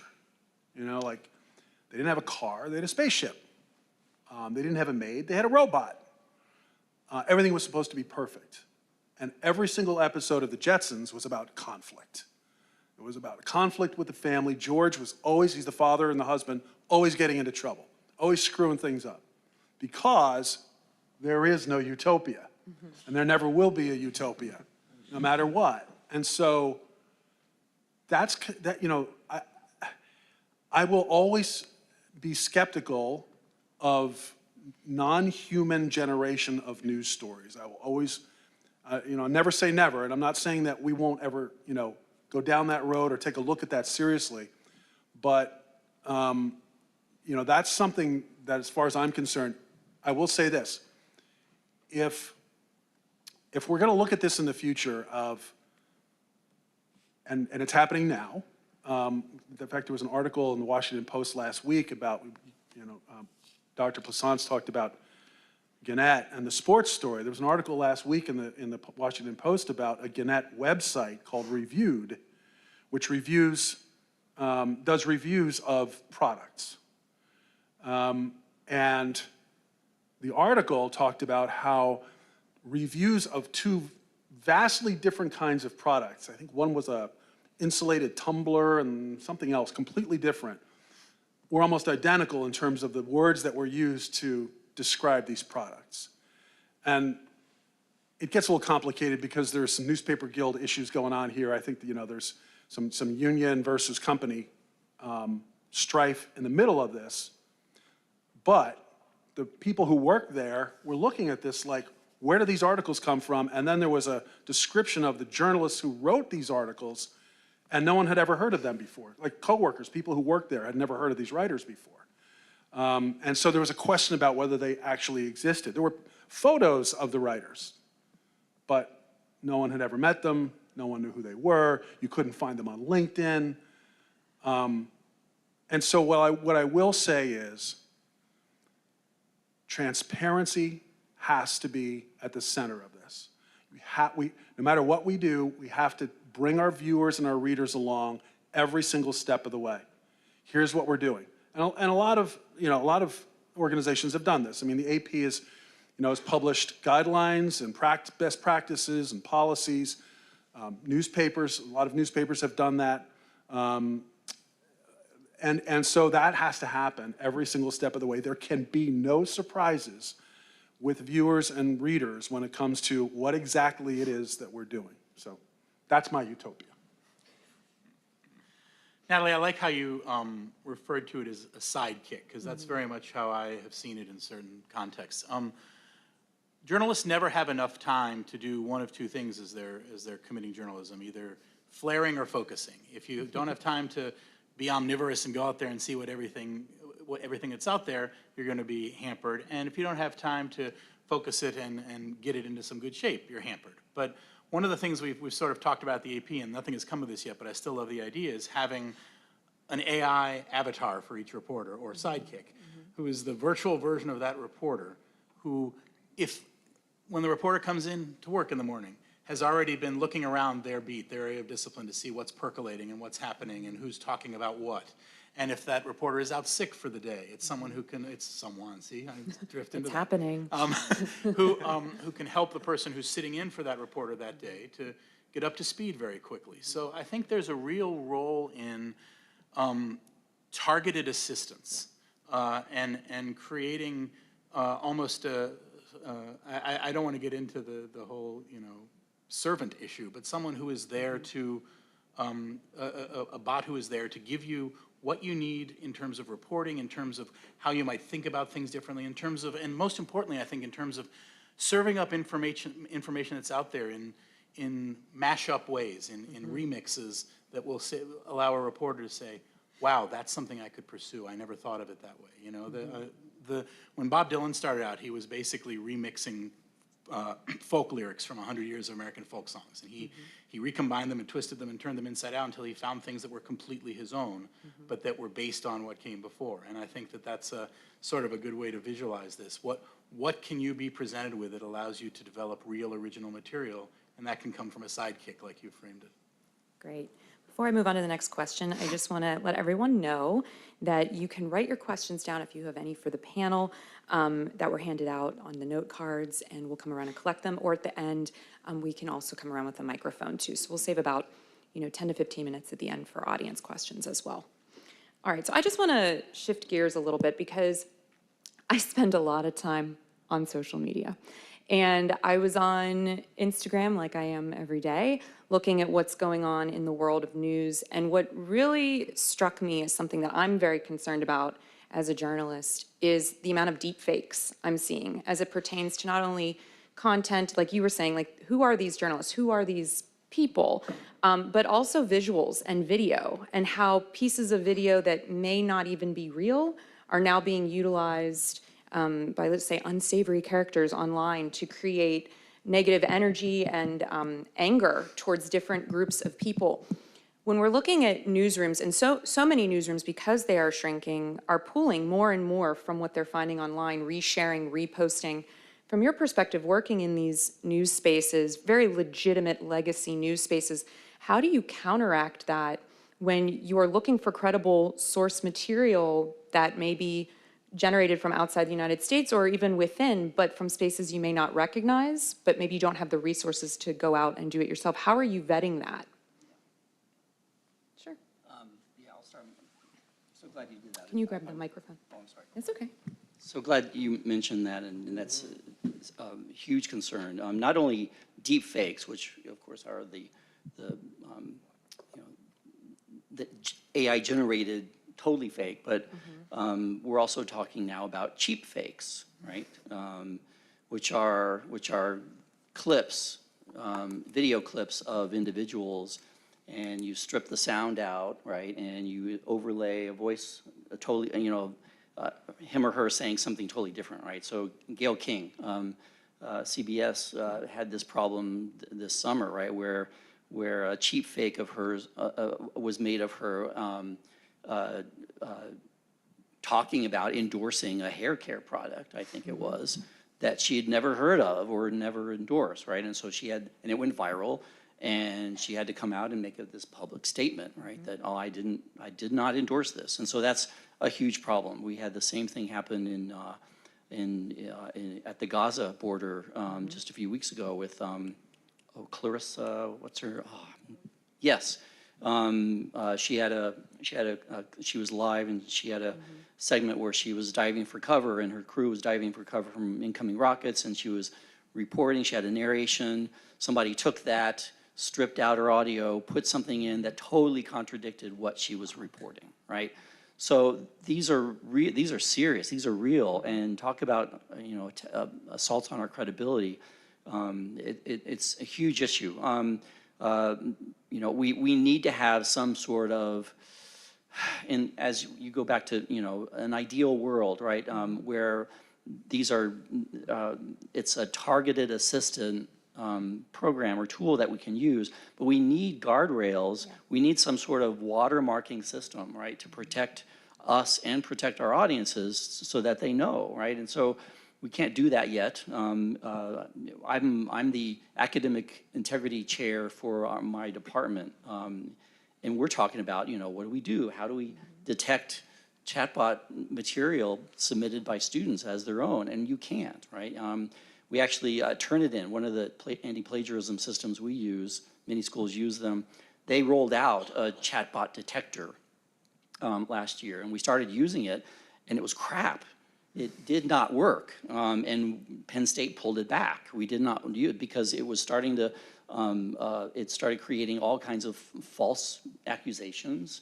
One study showed that a lot of chatbot language detectors can discriminate against non-English speakers, right? So there's all kinds of concerns there, and so we need, we need some sort of, we need to insist on parallel technology innovation to, as much as it can help us, we need the same sort of innovation in guarding against or watermarking in some way, both the visual fakes and the text fakes. Yeah, we have a small team at AP, and that's their job. It's, news verification, UGC verification, and it's not an easy task. OpenAI had a division that was trying to develop a detection engine, and they said, don't rely on it. It doesn't work. OpenAI themselves said you shouldn't rely on this to suggest that a student might be cheating, for example. So AI isn't going to save us from AI. Right? What we have seen, and I think there's some promise here, the tools that our news verification experts use to look at an image to kind of see, well, where's it from, where's the sun coming from, there are ways that they can kind of pull these things apart and sort of understand it in order to start, taking steps toward verifying it. Some of those tools can get better from AI. Some of these tools, I think we're going to see some additional capacity, but as far as I can tell, it's going to remain a human task, and it's going to remain laborious. I don't see kind of a way around that. Hopefully better tools make it faster, but I don't think we can rely on the AI to fix it. I just want to add one AP-related thing. One of the things I'm proudest about working for AP is how we have prioritized provenance in all levels of our work for many years, long before AI, even before the real rise of social media and unverified imagery. We talk about creating the conditions for accuracy, not just accuracy. And what that means is we talk about accuracy and standards when there aren't emergencies. We learn how to talk about it. We develop the muscles to talk about it. We have sometimes tabletop exercises when we think something might happen. We had those in the early days of the Syria war. We had those in many, many cases. And I love that we do that. But I think that in addition to developing the actual hard skills that Troy talks about to figure out what is fakery, prioritizing provenance, and when you onboard employees, tell them that that is part of our DNA and that it doesn't take a back seat to anything is so hugely important. I will add, since you mentioned you're a heavy Instagram user, I came across a couple days ago a filter in which you can make your photos look like they were generated by AI. Oh, yeah. Stop and think about that for a second. It's a full circle moment. Stop and think about that for a second. You can make your real photos look like they might be slightly a little bit fake. Now that to me is just a stunning example of where we've gotten to. One thing that I thought was interesting was a report from the Kennedy School that came out recently that claimed that some of the concerns about AI-generated misinformation might be overblown because there are already so many ways to create misinformation on social media. There's such a supply of misinformation, and there's a limited demand. So we're already doing a good job of fooling ourselves. Do we really need these new ways of fooling ourselves? I don't know. Well, so there's a difference between understanding when something's misinformation and when something's been generated using AI tools, right? So simply creating content using AI tools as a tool isn't inherently wrong and isn't inherently negative, right? We've done a couple things.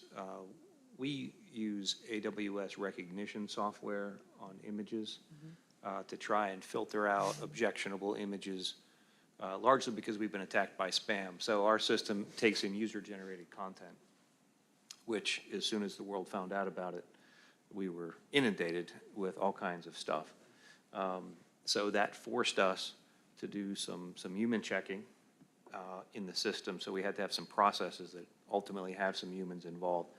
But we also had to start relying heavily on lots of processes that are automated, like AWS recognition software. And then we had to build analyzers specifically for spam type content. So we had to recognize the patterns of spam, recognize the patterns of certain things.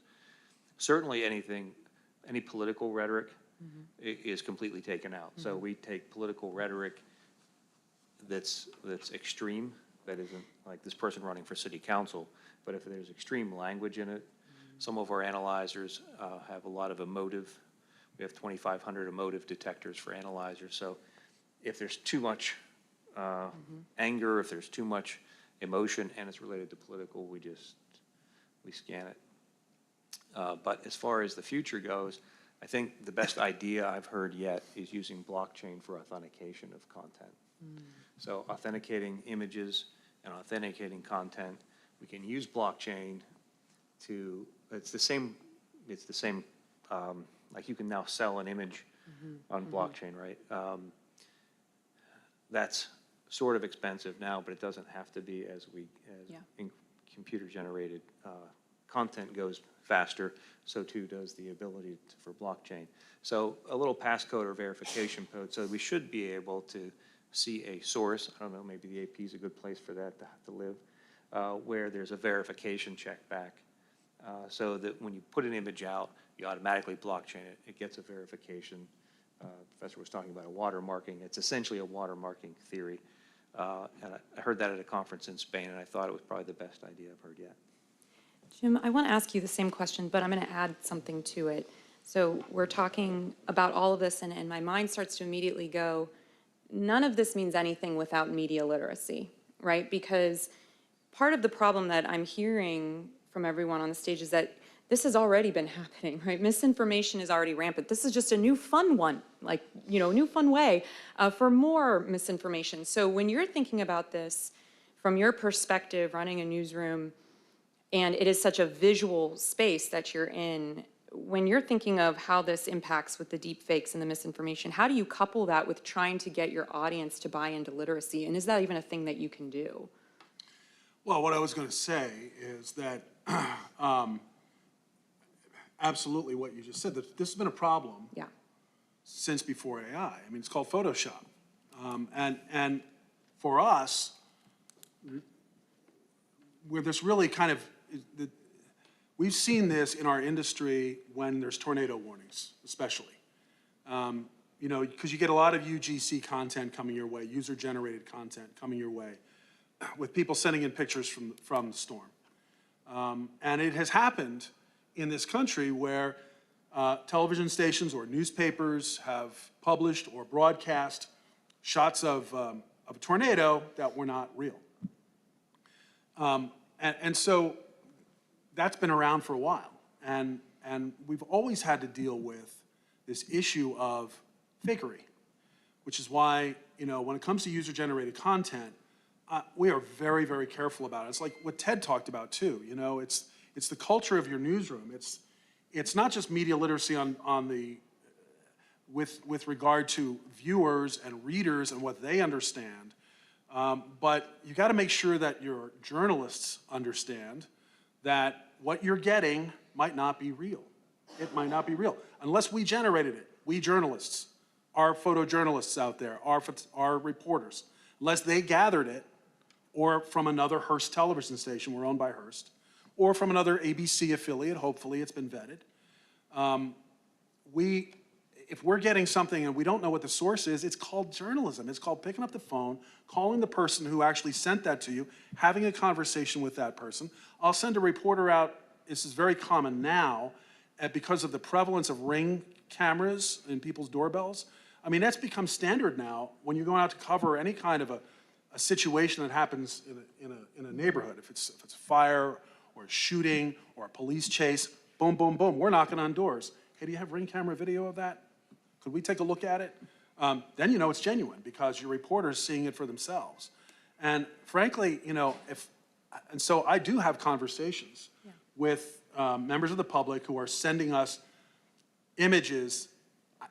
I'm not just going to trust it sight unseen. I'm asking questions. Where'd this come from? Who was this person? Did you have a conversation with them? Did it sound weird? Okay, let's have a manager call that person, follow it up. So, old school journalism, I guess, is the answer. Everything's school. old school in the end, isn't it? It is. Exactly. All right, I just want to shift gears a little bit and talk about the Biden administration and what's been going on with some executive orders. So last month, President Biden, and I also want to add, President Biden also saw a deep fake of himself recently, and he was so shocked. He was like, I didn't do that. I mean, that's how good it was. So to all of your point, even when we're getting to a point where people are going to be like, did I say that? That's interesting and concerning. So a little fun aside. But President Biden also signed the executive order on the safe, secure, and trustworthy development and use of artificial intelligence as a way of attempting to create ways for the safe and responsible use of generative AI. Part of the order calls for red team, or risk assessment testing data, be reported to various government entities. Is this a solid step towards regulating AI? And also, I just want to add this as a secondary question. Why has there been such a delay in passing any kind of legislation when Europe and other parts of the world seem to be very much ahead of this, and once again, we seem to be lagging behind? Well, I could take the delay, and we have the First Amendment. Can you just lean a little closer to your microphone? Sure, we have the First Amendment in the United States Constitution and the 14th Amendment, which slows that process down for good reason. We're talking about content. I may be using a tool, but I'm ultimately also creating that content. So we have to be careful about limiting my First Amendment right to say stuff just because of the way I thought about it. To Jim's point, there's lots of things I could do, lots of resources I could have looked at to compile things, source them. Just because I used an AI tool to do that doesn't mean I'm a bad person. And in our system, we have to be really careful about regulating speech. So I think that's, it's a good thing that we're delayed because yes, it's bad. Deep fakes are bad. All this stuff is bad, but it's not as bad as if we destroy the underpinnings of the First and 14th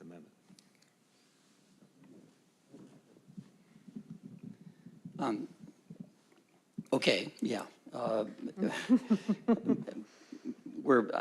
think that the Biden administration initiative, I saw that more as a rhetorical strategy. I mean, that's really, there's not any teeth there. Right.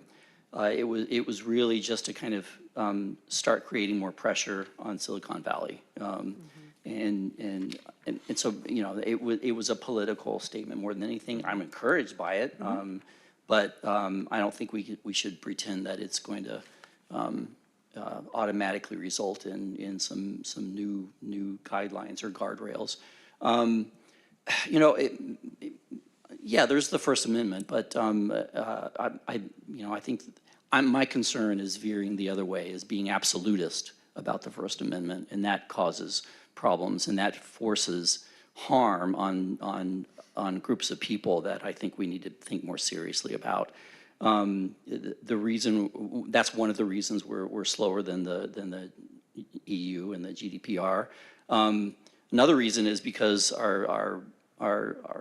the halls of Congress are ignorant about this. I mean, Congress has study groups now to learn, to teach themselves about what's going on, and so the learning curve has been very sharp. And we've had all these technologists. We've had Sam Altman. We've had all these people come into Congress and give testimony. They're not all speaking the same language, and so there's a lot of confusion. I think it's going to take a lot of time for any kind of consensus to build around specific policy restrictions or regulations. That's just going to take a lot of time. All the more reason to be pissed off when you see Sam Altman up there talking to a committee in Congress saying, please, please, please, give us some guardrails, when he's leading the charge, rushing headlong into this future where anything goes. I mean, that to me, that's outrageous. So there's some serious moral questions here tied to some policy claims and policy-making questions. So. I'm sorry, Ted. The only thing I would just say is that if there is ignorance in the halls of Congress, then perhaps folks like me ought to be asking more questions. We should be asking politicians what their position is, what their thoughts are when it comes to all sorts of AI questions and the ethics and the moral questions around that. And I don't think they're getting asked those questions. I don't think it's top of mind for most journalists. They are. They're just ducking the questions. I'm currently reading a book about the first decade of the movie industry and how everybody was so up in arms about that it was the end of society as we knew it and it was going to ruin everybody. And while I think this is certainly qualitatively different, I would throw in that historical context is useful in that it shows that we often, and journalism demands this sometimes, we often like to see action rather than inaction as policy. We're action biased and action forward. And so something like what the Biden administration is proposing is, I don't know that it will have any teeth, I don't know it will lead to anywhere, but it is, to me, I read it as they need to be looking like they're doing something, and hence there's this. All right, so let's move on. I was thinking while you were all talking, and I kept looking at the creating an ethical future with generative AI and what that word ethical means in a broader implication of how this will really impact the workforce in the spaces that you work in and generally. And is this a time to be having a conversation about universal basic income as it relates to potential job loss brought on by AI, or will there be a tough period, and then will things in your mind shift and it will not impact employment? Who would like to start? Sure, that's not too loaded, so I'm going to switch up there. Of course, it's going to impact employment, but it already has. To Troy's point, generative AI is just the funny little trick thing that makes it look like magic that everybody's caring about now. That creates a lot of these dangers and things that highlights these ethical issues. But AI itself has been around for a very long time, and it has already shaped many, many, many, many industries. So we're just now, and here in media, we're worried about it because it's the creation of content, and that scares us. But it's already been around dealing with and being disruptive, and not in a negative way necessarily, but disruptive technology. It's been in every industry from automotive to energy. So there's no way for this level of technology to not be disruptive to the workforce. But as we see, that hasn't changed our status of our unemployment rates. So, in fact, during the time period that AI has become most prominent over the last 5 years, we've had historically low unemployment rates. So we've also had rising incomes. So I think it's just part of the natural macroeconomic cycle with new technologies are going to impact the job market, but also that creates new jobs as well. Anyone else? I hate to be the guy who always says, well, back in 1806, but in fact, back in 1806, one of the first American Funny you say that. I am going to. One of the first American folk songs was called Pagan All, and it was about shoemakers and how they were being displaced by automation. And it was basically a cry for help from an industry. And I feel like we've always had these moments. This is a particularly intense one. It's one that is to scale, if you will. I mean, it's happening really fast, and it's happening it's happening wholesale. But I also wonder, and without minimizing in any way the employment disruptions that it might make, I go back to what I said at the beginning, which is that journalism in the end is about humans understanding humans. And if we can, to your sidekick point, find ways of making AI about clearing the path for us to do those more human stories and in ways that we haven't done before, perhaps we can eventually mitigate that. I think there are some bumps we're going to encounter along the way that we really have to pay attention to, particularly as news leaders, and how it impacts the workforce. But I don't, well, this is quantitatively perhaps new. I'm not sure that qualitatively it's anything new under the sun. All right. All right. Next question is for Patrick. What should AI regulation look like in academia, particularly? In academia? We are wrestling with this as we speak. I'm on no fewer than 2 committees, because that's what we do in academia. We have committees talking about, chatbots and AI use. Penn State and other universities around the country, around the world, have put out tentative statements of concern and maybe some guidelines, but we're all still figuring it out.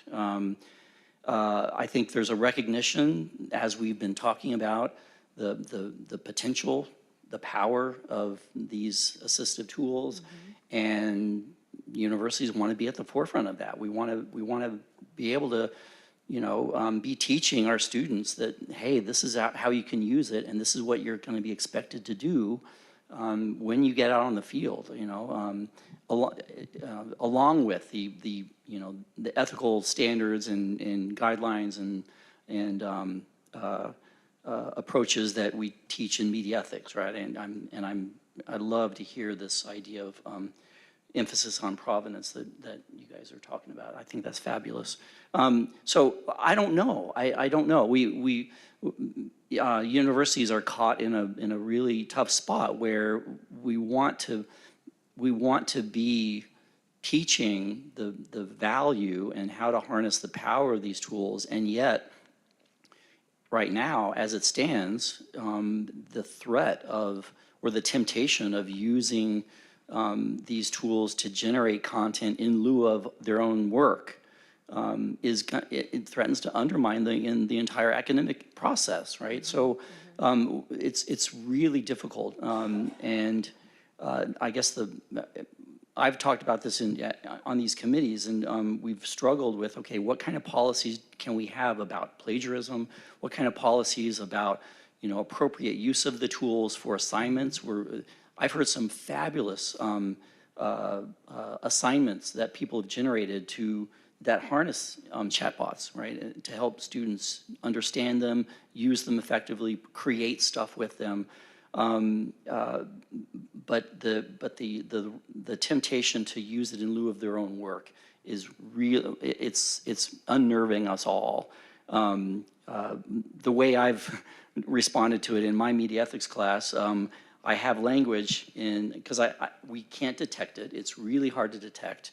I'm paying attention now. We are all paying attention to the type of assignments that we make. Right? You cannot just have assignments asking for students to define or explain a concept. Oh no, I mean, chatbot will do that automatically, right? So you have to ask different. We have to rethink our assignments, and we are, right? We're rethinking our assignments to not just tell me about this concept, show me how this concept applies to A, B, and C, right? Synthesize knowledge. That's what we're. So in a way, that pressure is a good thing, right? In education. But to detect it, it's a tough thing. In my syllabus now for my media ethics class, I have this line. I have this kind of whole text now. It says, I know chatbots are out there. I know you guys are using it. I know, it's a concern. I want us to be frank about it. And I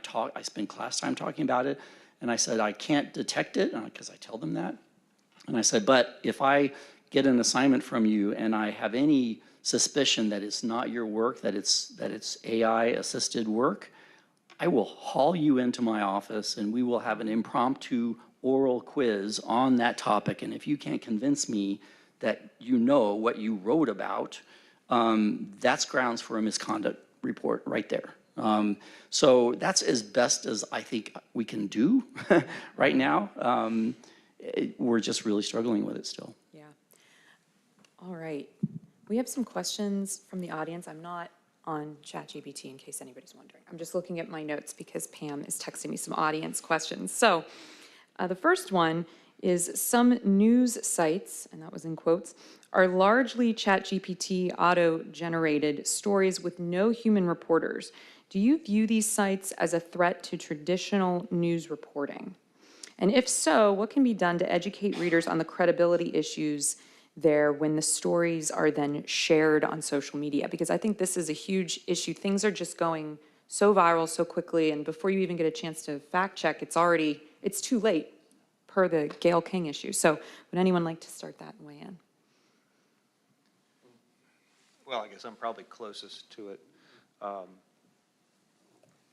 Most of those stories that are actual stories, I assume there's just fake stuff being made like The Onion or whatever. But for those that are actual news stories being generated and published, those are coming from other news stories. So this is really the focus of the News Media Alliance's AI policy that they recently announced about, at the core, there's copyright issues. At the other, on the technology side, it's preventing, it's adding conditions to your website that if the technologist decides to follow it, would not use your content for training and or replication. So some of that will work, a lot of it won't. So if someone wants to ignore it, like my technology, I can completely sidestep that. Even if it's a paywall, I could completely sidestep it. We don't, but we could. And so I think there's an economic factor there, though. While those stories are being generated and may well be shared, it's really hard to make money in the news publication business. This might be news to some of you and some of the kids, but it's like really hard to make money. It's really, really, really hard to make money with digital content only. So these folks are not making a lot of money at it, so there's not a lot of core economic value for creating content and just publishing it. You have to build readership, you have to build subscribers, you have to build a monetization strategy. So it's a big problem that could be a problem, but it's not a big economic problem at the moment. It's just an ethical problem, and it's a potential future monetization problem. We Patrick? don't see that content for economic purposes, though. It's political, Yes. right? I Could mean, you say that again, please? We don't see that content for economic purposes. It's political. It's to promote political campaigns or push some sort of an agenda, right? And that's why it's so insidious for us. So, how are we going to monitor that? I think copyright can solve some of it, not all of it. It goes back, your question of media literacy, of news literacy is just so critical. We all need to, we have a whole new campus-wide news literacy initiative at Penn State. I think there's a lot of those popping up around the country. And you just hope that, that's going to kind of move the needle a little bit in terms of how people can understand and distinguish between real content and fake. And I think it's taken us, it's taken us 15 years to actually start even approaching being competent in distinguishing fake content in social media sites. I mean, even approaching, we're not even, that's still a rampant problem. But I've seen a shift on social media of more and more people recognizing, that the danger of that content. I hope the curve is going to be sharper with generative AI sites or news sites, right? I don't even want to call them news sites, right? But info sites that are chatbot generated. I hope the learning curve is much quicker. I have my doubts, though.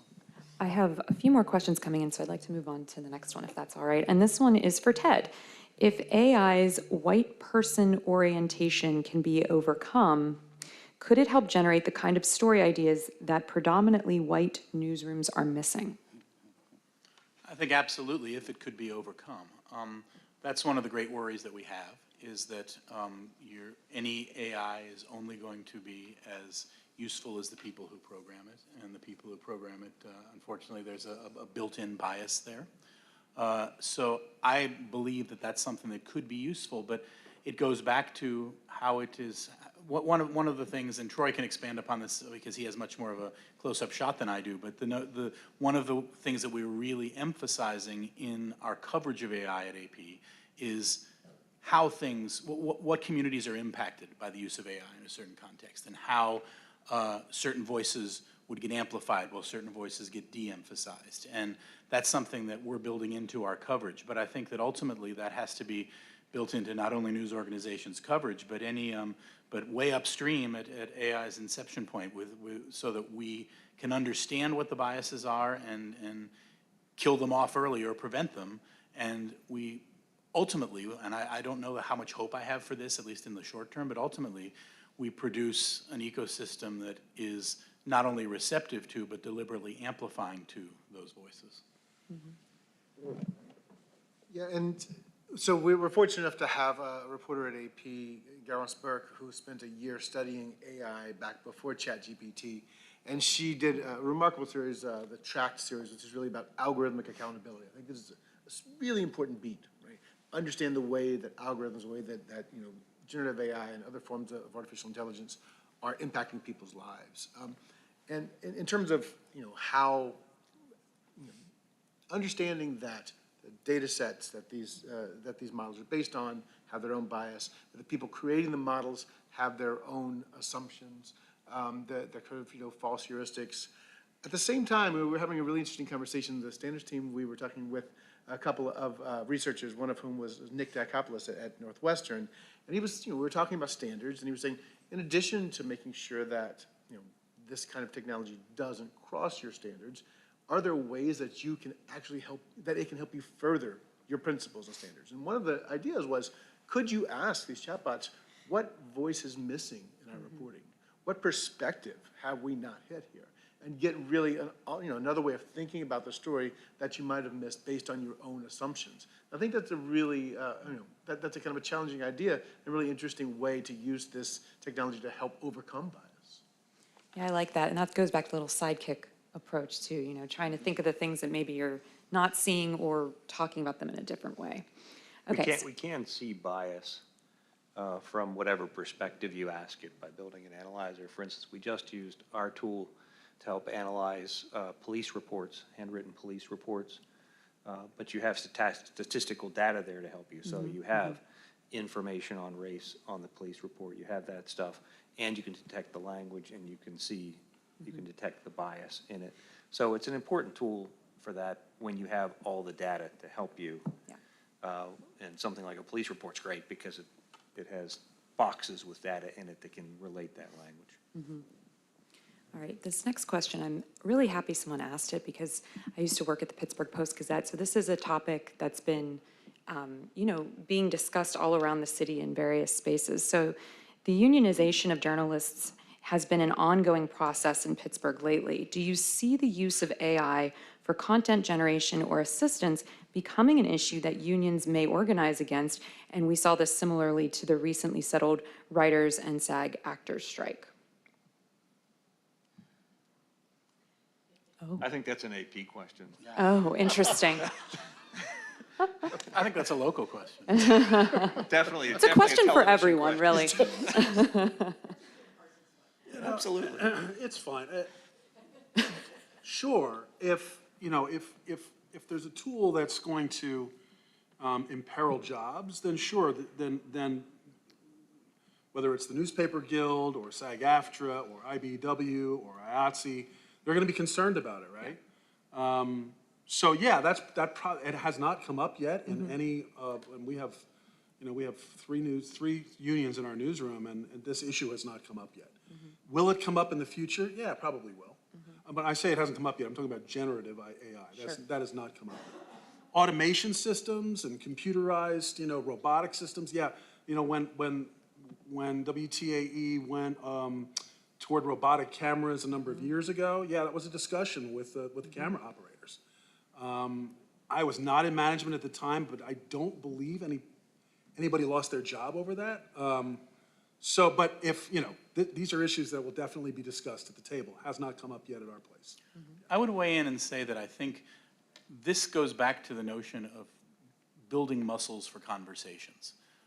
So many things like this, they go awry because people don't know how to talk to each other about this and about the concerns that are involved in this. And so if there are ways in any newsroom, any shop, to figure out how to talk about this and what the concerns are and where the different constituencies in the newsroom come from, then I think that it's going to, when it does become a fundamental issue, there's going to be some established vocabulary and some established communication pathways for it. All right, thank you. Patrick, this question's for you. What causes AI to engage in stereotyping? The biases that are inherent in the data sets that it's trained on. I mean, that's what it is, right? So as OpenAI said in its statement, they acknowledge that overwhelmingly the data sets training ChatGPT, the data sets training Meta AI, the data sets training Google Bard are overwhelmingly drawing from Western cultural artifacts and material. And so automatically you have a Western bias in general. And a lot of the material obviously is reflective of all kinds of gender biases, ethnic, racial biases that have been in various ways built in to the way stories have been told, the way anecdotes have been given, the way the way people talk on online chats. So those biases are built into the data sets. And so no one should be surprised that those biases crop up on a regular basis, right?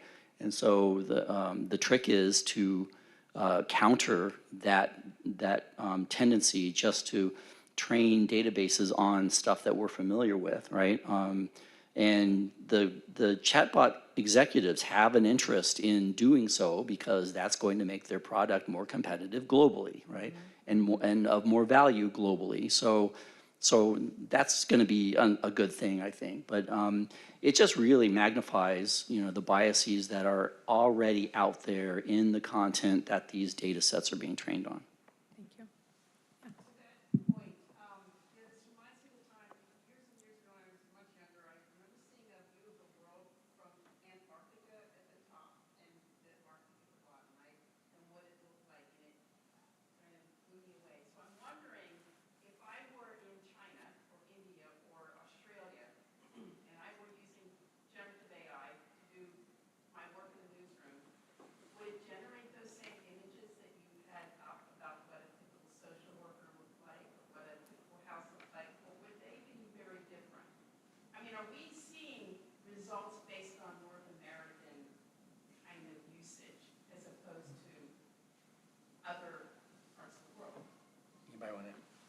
That.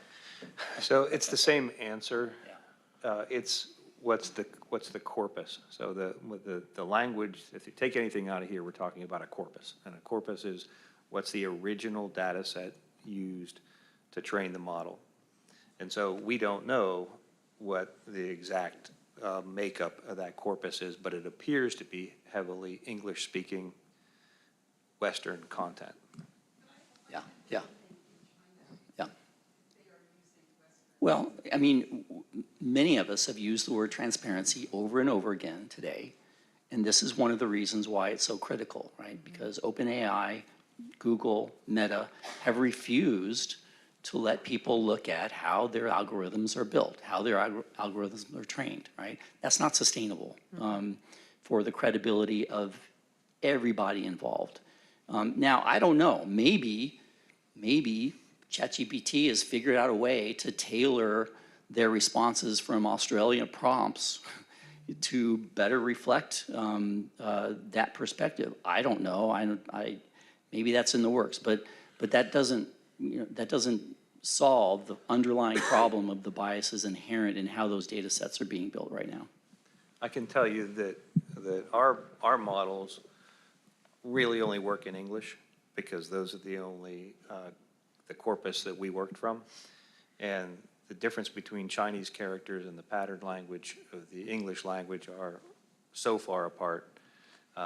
It doesn't work in Russian. You can sort of use like a translate to translate things, but you have to translate it to English to get the question and then hope that the answer came from an English-based set of information. So it would be, even if you took, I'll use Chinese, and you translated a Chinese question into English, then ask it of our set, you would not get and you were looking for some information about China, you would unlikely get a good result because of the corpus. And that's not a limitation just of your model, it's a limitation of most models. A lot of languages are not adequately represented in the training data. Therefore, they're not going to, it's not going to do as good a job translating into that language. If you did train, and their models now being trained in China and Dubai and around the world in other languages, we're really focused on better representing, that language. You're going to bake in the biases of whatever that corpus is, right? They'll be different from the biases that are baked into the models that are trained primarily on English language text, but they certainly will have their own biases. I would just also really like to quickly mention that what we're seeing in the responses of chatbots also reflect the systemic biases. And I know people are out there that say, there is no such thing as systemic biases. But you mentioned, putting in police reports. I'm sorry, but there's a lot of systemic bias in police reports, right? And so if I'm going to use, if I'm going to ask prompts from a chatbot that's been trained on police reports, some kind of racial question, right? And what's being represented, I'm going to get a certain answer because of likely systemic bias that those police reports might exhibit, right? So, and we have all kinds of data that show that police respond differently to different types of people, racial and ethnic, right? Those police reports in aggregate, right, will show that pattern. And that's what I'm going to get when I prompt, right? So that's the kind of thing also we need to be mindful of. Just to wrap this up, thank you everybody for all of your wonderful thoughts. I know this is an important topic and it can be, an intense one, but I think everybody did such a great job. So I just appreciate all of you on the stage and for all of your wonderful questions. I just wanted to wrap it up with a final question because we are in a university. And I just wanted to ask, how can our students be prepared to be good journalists in the future, knowing that the AI landscape is in front of them? What skills do they need if they want to get hired by any of these newsrooms represented here? I would say that media literacy isn't just about the news, it's storytelling literacy. It's literacy about the deodorant and the Cheetos that you're marketed at, that get marketed at you. It's about all of the ways that storytelling is used in every moment of our day, from the time that we wake up to the time that we go to sleep. And that to me is sort of a foundational skill that will lead you not only to the skepticism that sort of old school journalism requires, but also the vocabulary and the mindset to assess and to interrogate generative AI and any kinds of technology that come down the pike. Because ultimately, the stories that we're told, they shape the way that we see the world. And if we can take those apart, and not just the way that we interact with the news, but in all facets of our life, I think we're going to be a lot more available to understand the landscape that we are supposed to be capturing. I would just say be curious. Always be curious. Don't ever stop that. And that means being well-read on this topic as well. Obviously I've voiced my concerns and my reservations about generative AI, but that doesn't mean that I'm not aware of what it is. It doesn't mean that I'm not in meetings about it. It doesn't mean that my company's not having discussions about it, because we are. My skepticism and my concern comes from knowledge of what's been put in front of me so far and what I've read about. But that doesn't mean that, you know, we just get to turn our back on this issue or any issue. You know, I met with a young lady earlier at lunch who's a master's student here in journalism, and she's got the fire, you know, she's got the curiosity. She's probably 22 years old. And I see a great future for her as a journalist because she seems to already understand that it's not an easy life. You know, you're not going to get wealthy doing it, most likely, unless you hit it big. And the hours are terrible. You got to work holidays. You got to work overnights. You find yourself in awkward, uncomfortable positions with some powerful people. That can also be a cool thing. And you have to do it for the right reasons. You have to do it for the right reasons. Because if not, you'll end up, you know, changing careers because you realize this is a pain. It's not worth it. It's got to be worth it. And I agree with everything Ted said about the storytelling part of that as well. Agreed on those points, of course. The students right now are in the best perspective to bring value to these news organizations because they're in a place where they can study these things in real time, spend a lot of time on them. We don't have that kind of time. It's not like we're not in the business, because we are, but our existing reporters are busy reporting on stuff. They get to think about things and come to conferences, but these students are a unique perspective right now to be diving in, understanding technology in the context of media. But don't be afraid to bring that to the newsroom. What they're going to find when they come to the newsrooms is we're a little traditional, we're a little slow, we're a little behind. Even though we might be on the forefront of investment in technology in our company, we're still behind. Don't be afraid to tell us stuff. Don't be afraid to bring your new perspectives. And in fact, more of those perspectives are going to be more likely to get you hired. Yeah, and that's a really great point, thinking about what access you have in a university. Ask better questions, and you have lots of people around you who are far more deeply immersed in this topic than any of us on the stage. Ask those questions of them.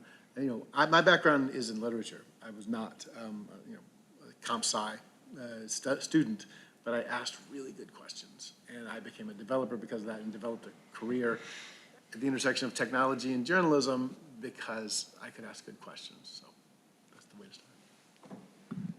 I'm just going to be real quick. Yes to everything. Yes, and Jim, that's exactly what I was going to say. Curiosity. Show me a good journalist. I'll show you somebody who is intensely curious about the world. So that's it. I was in Italy a couple of months ago, talking at a conference on the virtue of curiosity, right? How we should understand it and how valuable it is and how underappreciated it often is. So maybe I shouldn't say this at a place like Duquesne, but I'm going to say this. I'm going to quote Nietzsche to wrap it up here. Love it. I know, is that like really an awful thing to do?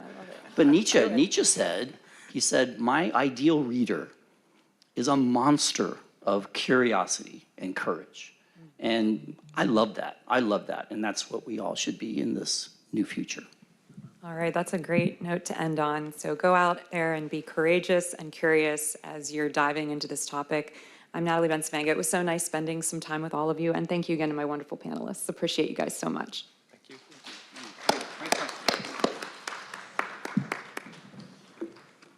Good to see you, Ted. Sorry, I forgot.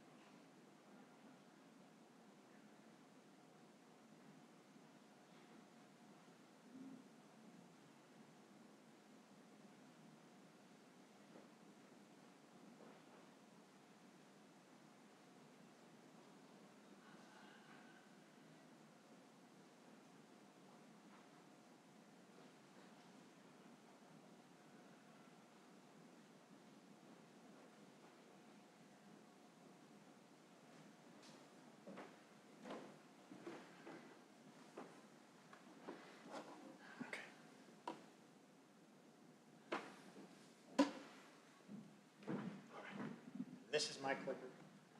I'm hiding the other one. Perfect, yeah, we won't actually need it for the rest of the day. We'll be vitally for us tomorrow, though. Yeah, that's the perfect place to put it. I'll get rid of one of these chairs as well. Yeah, I want to clear off those waters as well.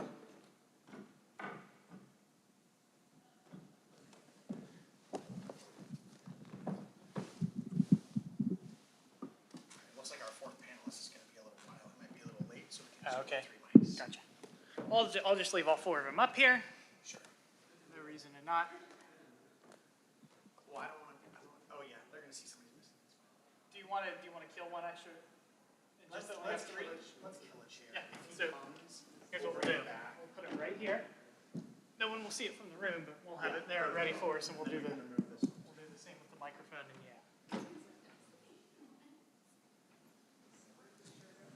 it was all the way back in the closet. Feel free to just leave it right there. I can nab it for you.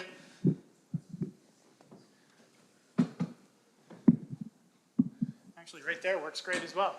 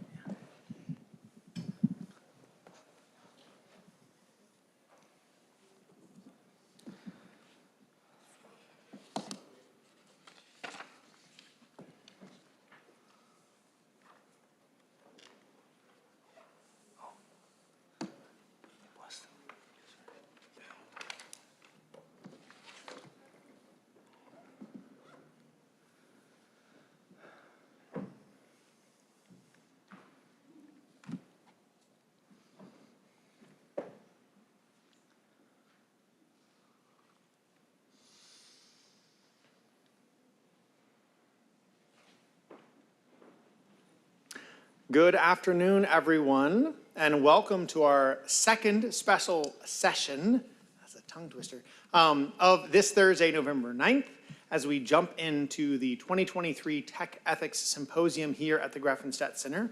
I am John Slattery. I'm the director of the Grafenstadt Center, and I'm just really excited to have this unique session this afternoon, where we're going to dive into this question: what does it mean to encounter AI from a position of faith? And how can we apply Pope Francis' teachings about AI and technology in general to these current debates on generative AI and the future of technology? And we're specifically going to look at this upcoming book called Encountering AI, Ethical and Anthropological Investigations, of which everybody here is a co-author. So it should be, plus like a bunch of other people, so it's not just us, just so you know. But it should be a great conversation this afternoon. And I want to get started here with a special introduction by Bishop Paul Ty, who is joining us from Vatican City. Actually, I think probably just from Rome, just outside of Vatican City here. Bishop Paul, how are you doing this evening? I'm well, thank you. It's getting a little late, but I'm well and delighted to see everybody. Sorry not to be with you in Pittsburgh. This time last year, I had the pleasure of being there. But anyway, it's good to see everybody there. I can see the people in the hall, and I saw the panelists arriving. I can't see you any longer, but I take it they're still there. Fantastic. Well, why don't you get us started and just talk about your involvement. You've been involved with this book from the beginning a couple of years ago. So why don't you just tell us about that involvement and how that worked and where the idea of this book came from? Yeah, the idea of this came to me. I had previously worked in the Vatican's Council for Communications, where we had been involved a lot in the digitalization of communications. And I became very interested, not so much in the technology as a communications tool, but what digitalization was doing to human culture, how we communicate, the way it was leading to polarization, the emergence of echo chambers, the emergence of social media. It's a very powerful kind of an agent for change in society, potentially for good, but very often for bad. So that's how I got into the area of digitalization from a faith perspective. From the church's perspective, we wanted to celebrate the possibility of digitalization to enable and to facilitate human communication, to enable us to realize conversations across geographies, across times, across languages that can be truly inclusive, something that Pope Francis is very interested in. How do we create a sense of the unity of the human family? How do we share ideas? How do we dialogue? And how do we meet each other? And that's how I got interested in culture and digitalization. Then about 6-7 years ago, a group of people from Silicon Valley arrived here and told us, look, we're about to make major developments in the area of artificial intelligence. We think it's something the church needs to be reflecting on. We want to bring you up to speed on where we think things are going. As I say, this was 6 or 7 years ago, when nowadays everybody can see the relevance of AI, but it was somewhat speculative at that stage. But one could immediately begin to understand that as AI develops, as AI becomes more powerful, as AI becomes less about trained machine learning, but becomes more generalized, becomes more self-directing, one of the issues that emerges is, what is it that distinguishes us as human beings? What is it that makes us human? What are the values that are fundamental to our humanity? And how will we think about those in an environment in which AI is becoming ever more present? And in order to do that, my instinct was we needed to hear from people who were working on technology from the perspective either of philosophy or theology, who were thinking about at an anthropological level in terms of how we as human beings grow together, form society together, what it is that really makes us human, how we shape our education. I wanted to hear from people who were reflecting on, from a theological and philosophical perspective, on what it is that makes us human and the impact of technology and the likely future impact of technology on that, And that's how we brought together a group of scholars in the United States or North America in general and began working together on what were really conversations to begin with and has now become a publication that I think will be a first publication. It's one perspective. It's a perspective that's coming largely from North America. We want as a court to broaden that, to globalize it, and to use this new publication as a starting point for a more global conversation. Thank you so much. Now, Bishop Tai, your role, you're the Secretary for Culture in the Dicastery for Culture and Education. And for people that don't know, the Vatican, like a lot of governments, is divided into various departments. In the Vatican, they're called dicasteries. So the Dicastery for Culture and Education is but one of many parts of the Vatican. And there's been other publications about AI, like the Rome Call for AI Ethics. And certainly Pope Francis has mentioned AI and technology in various encyclicals and letters. So how does this book, in your mind, fit into everything else that's going on around the Vatican in terms of AI and technology? What I think this one is trying to do is an invitation to people to go a little deeper, particularly in the area of culture. Our interest is how do we engage in conversations with people who don't necessarily share our faith or who come from different religious perspectives. And the one thing that's very clear about AI is it's going to be a global phenomenon. It's something that's going to change the world globally. It's something that we have to think about across different cultures, across different religions, with people who don't believe in anything in terms of faith perspectives. And we have to find a way in which we as human beings can talk to each other and make sense of this phenomenon and find ways of ensuring that AI will be, to use the language, human-centric, that it will seek to be at the service of humanity, that it will promote the good of individuals and of society. Everybody aspires to that. But the really interesting thing is, what is it that makes us human? How can we bring our perspectives from faith, from our religious perspectives, with a language that can be accessible to people who don't share our religious foundations?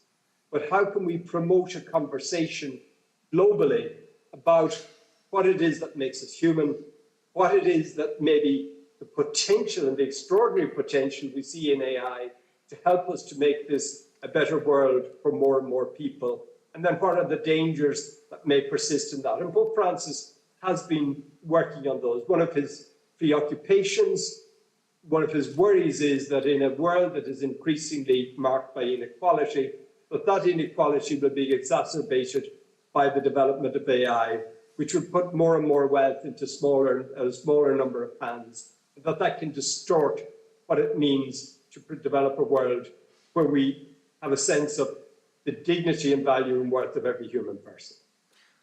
Thank you so much. You already sort of answered this, but I just want to get one more thing from you before we let you go and then let you go to bed, as it's very late in Italy. If you had to tell people, those of us, those that are watching on the live stream, as well as people here in person, one thing, one reason why they should pick up and read this book, one thing you'd like them to take away from it, what would that be? What I would like them to do is pick it up, read it, and think about it, and then begin to respond to it. It's a beginning of a conversation. It's an invitation for people to dialogue.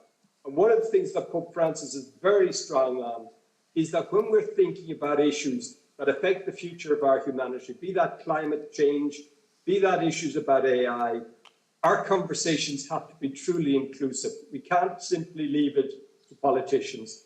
We can't simply leave it to scientists and technologists.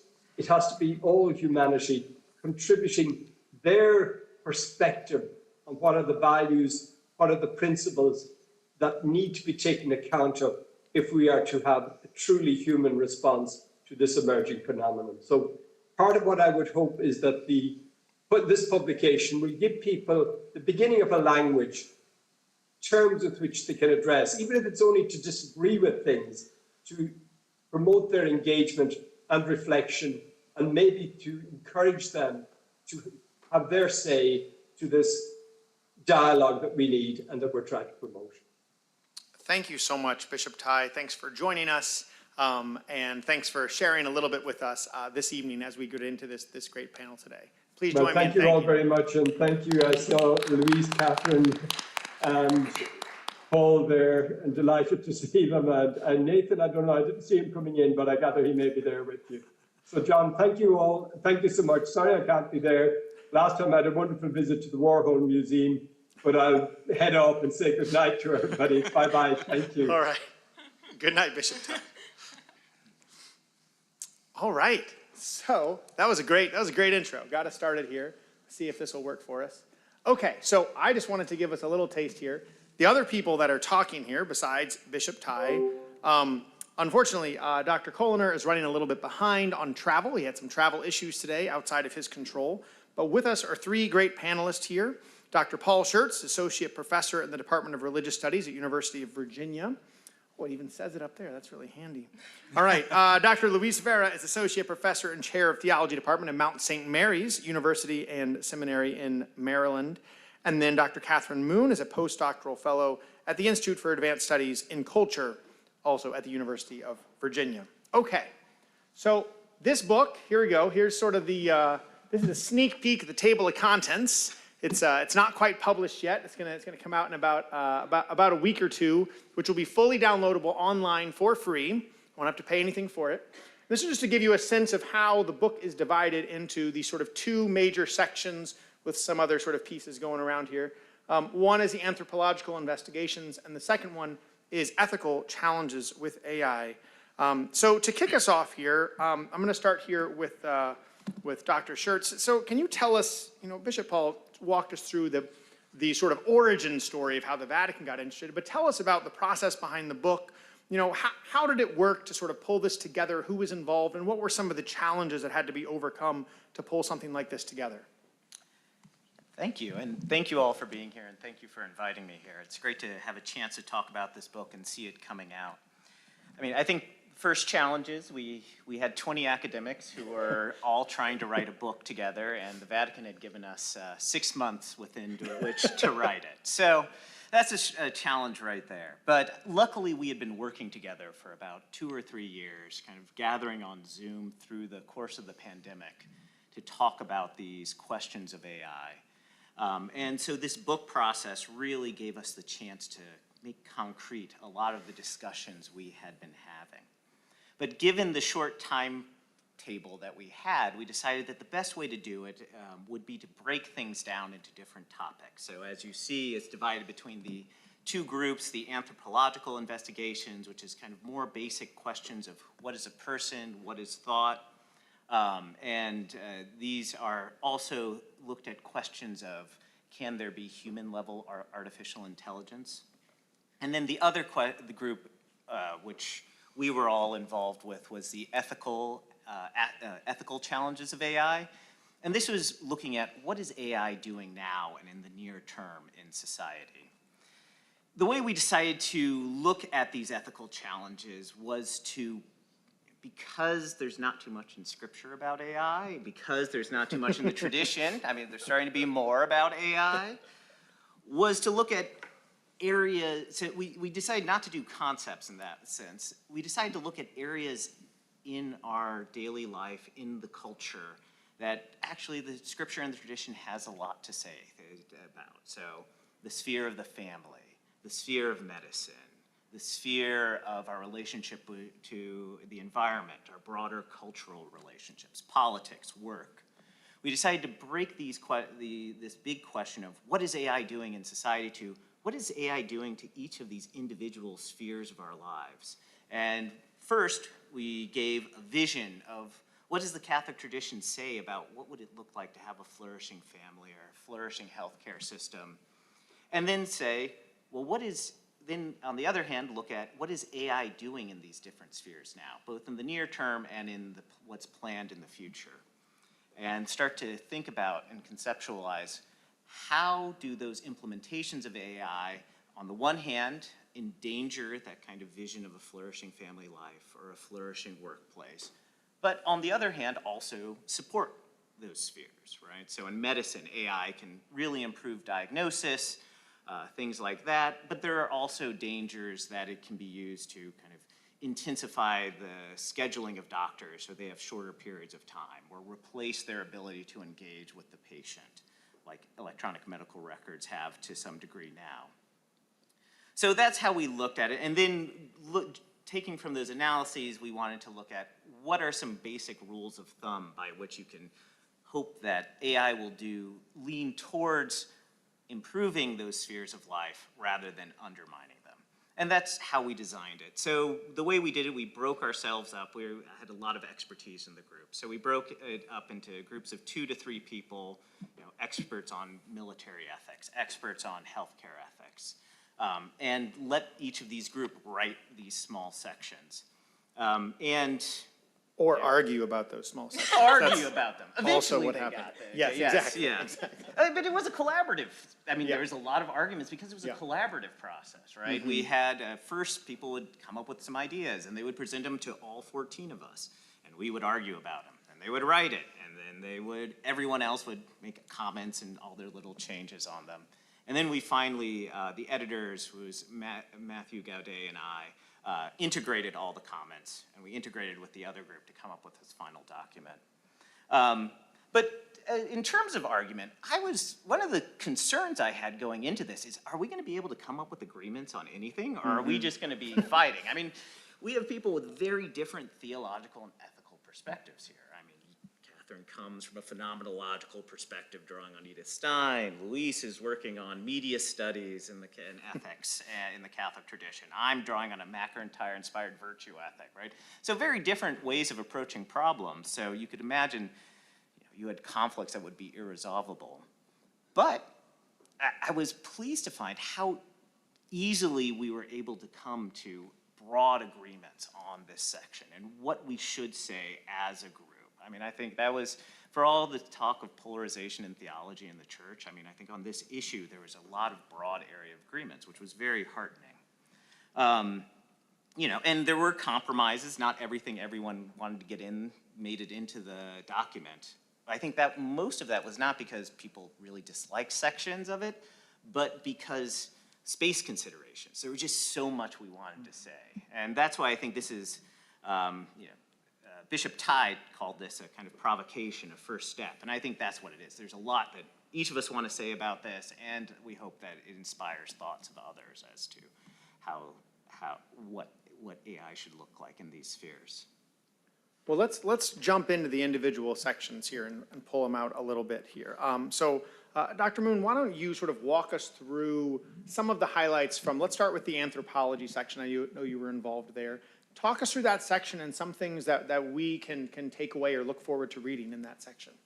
Absolutely. Obviously anthropology is a large topic to cover. So there was a lot of discussion about, okay, what do we focus on to tackle this in a doable way? And what sort of perspective do we attend to this from? Because we can talk about anthropology from a linguistic perspective, right? We can talk about the etymology of the term person. We can talk about the historical development of the idea of person. We can talk about the ideas of consciousness and person within more materialist philosophies that are more operative within a lot of AI conversations right now. We could adopt a more phenomenological perspective.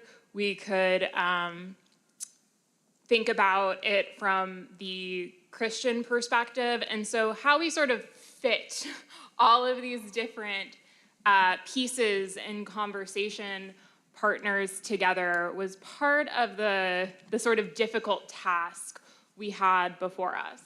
So the way we ended up breaking it up is to sort of talk about the idea of person in as comprehensive a way as we could, drawing on different traditions and different thoughts, because we wanted to be in conversation with as many thinkers as possible.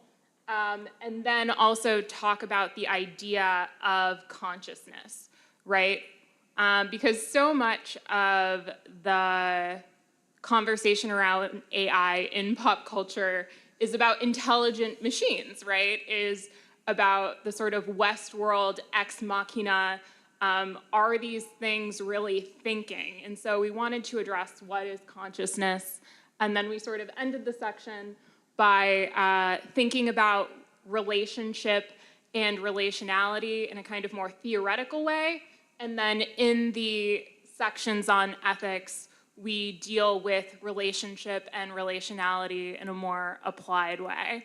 And so the aspect of our anthropology that I just sort of want to focus on that I think is really helpful to the conversation and at times unique in the conversation is the understanding that the person is inherently relational and that the idea of personhood actually adds something to the discourse.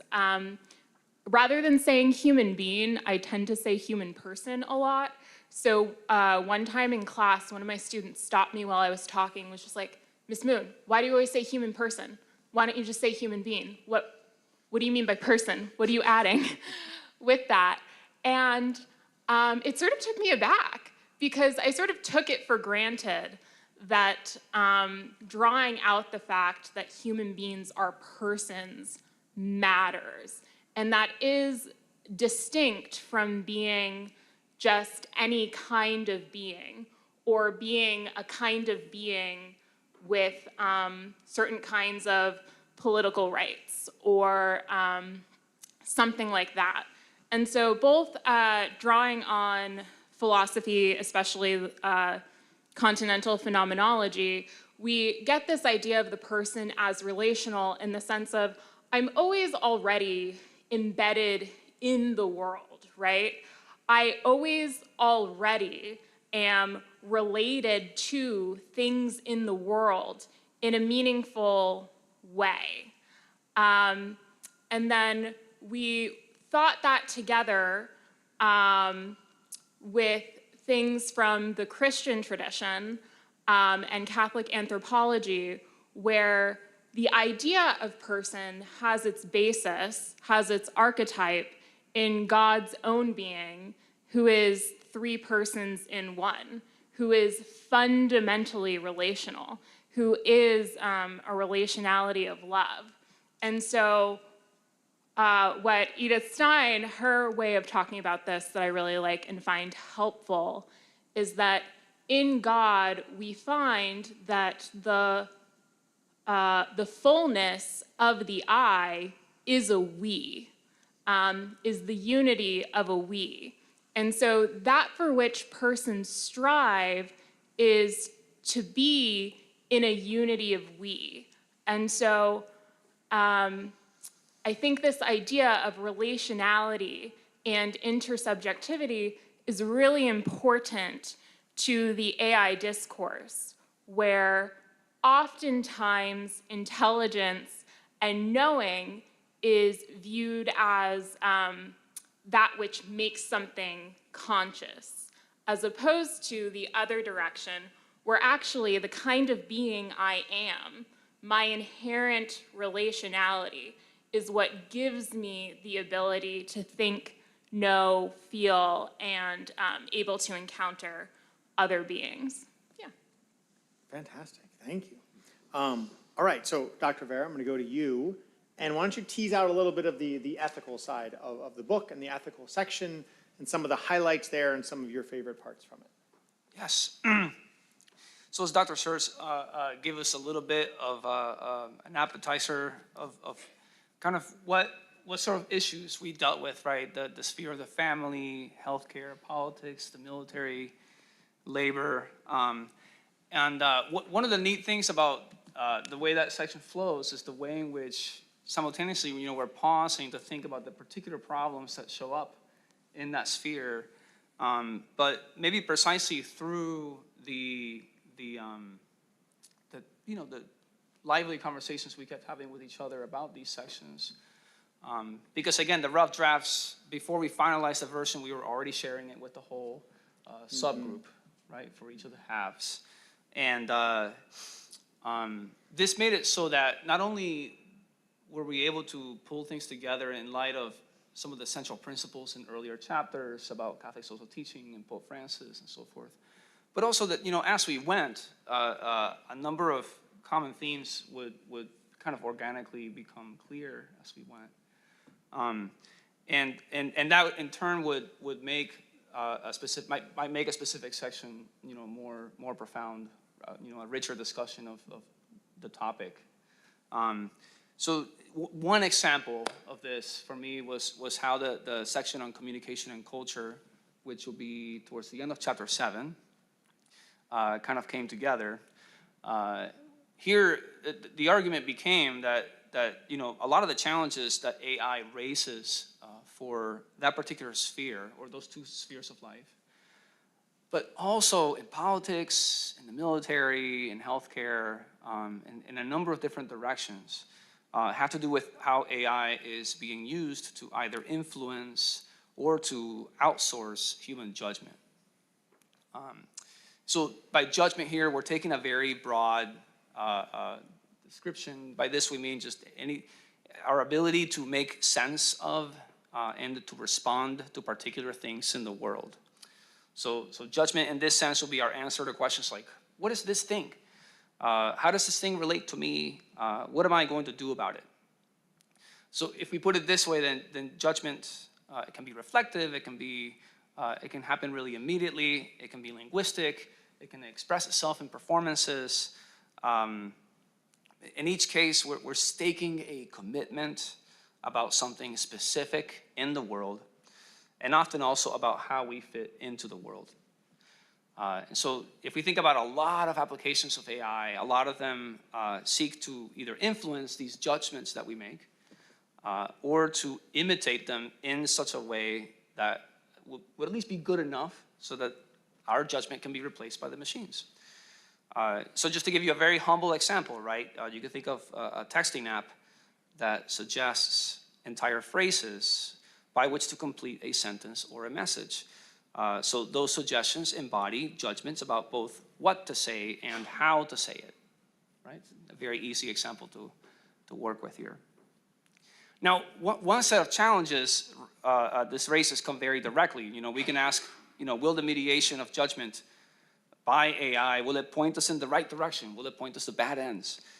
You can ask whether this will prevent us from deliberating with each other about those ends in a fully democratic way, right? So here we see the connection to politics.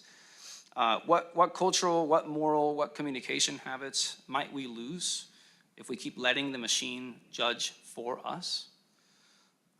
So the question, this is often under the heading of moral de-skilling, right? People talk about it this way. But then we realize we also want to talk about problems that come up when folks might overcorrect in the face of the problems that I just mentioned. When we're, so if you think about a society that we're kind of bringing about, which is one in which we're basically told persistently that machines can judge better for you than you can about a wide range of things.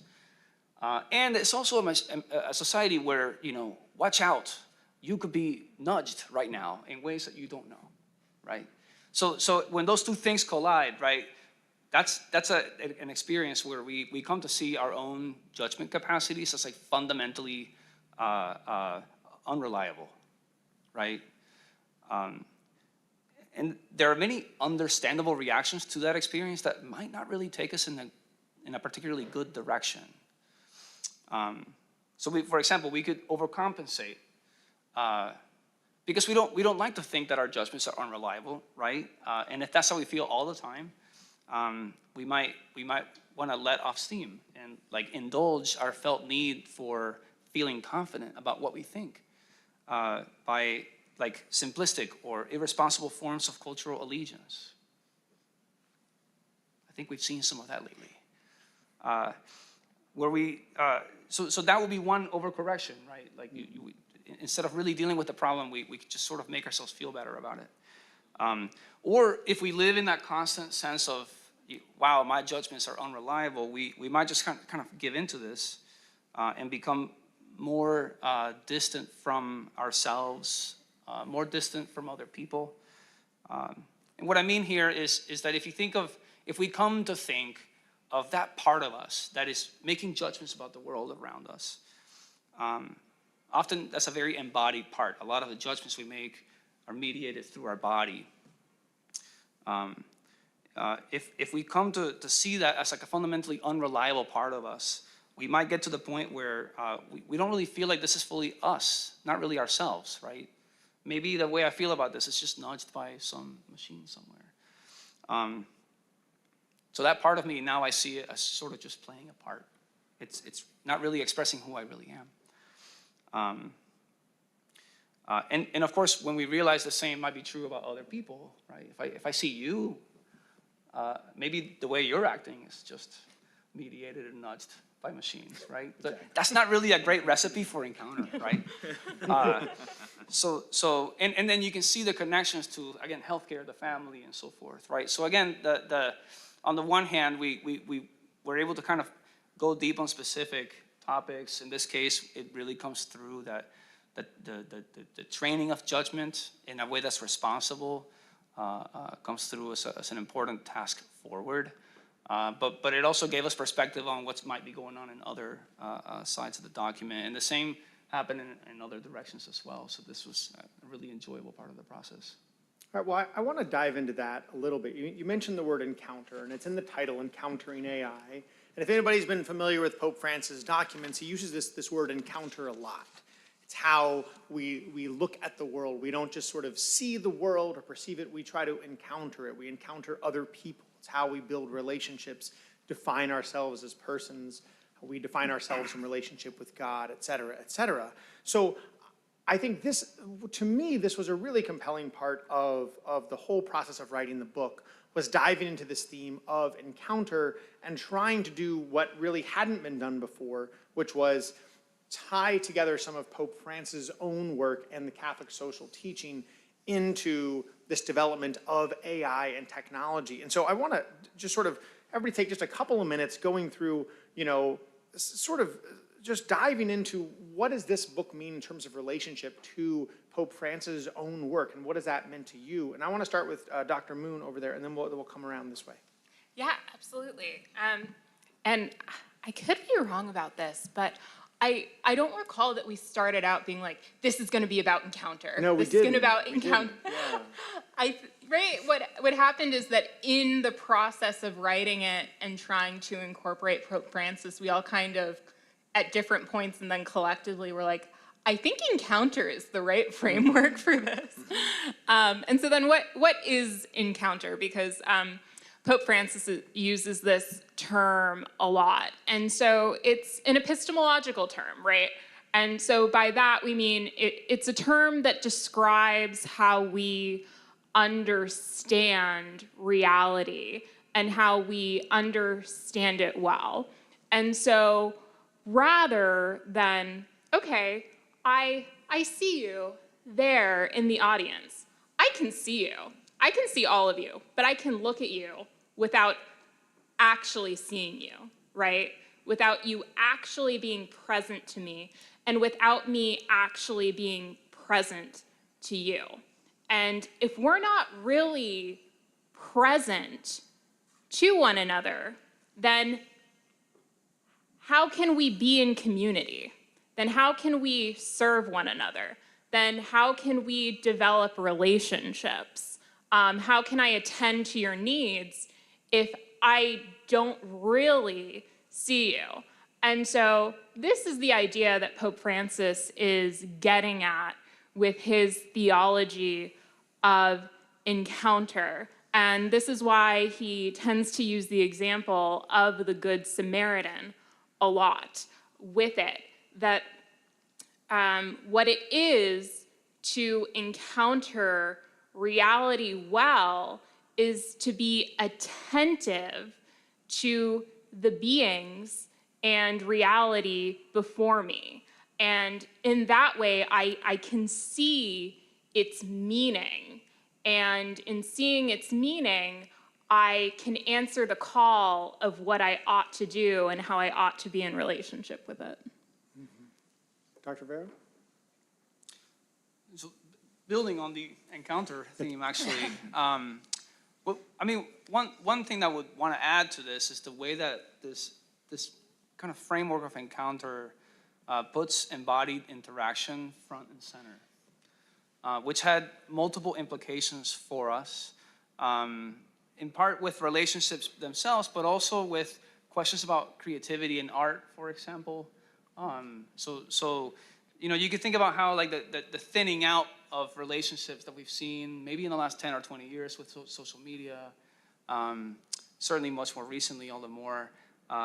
There's a similarity between that and the kind of thinning out that might, and to some degree, is already happening with certain forms of cultural creation, certainly in colleges and writing assignments, right?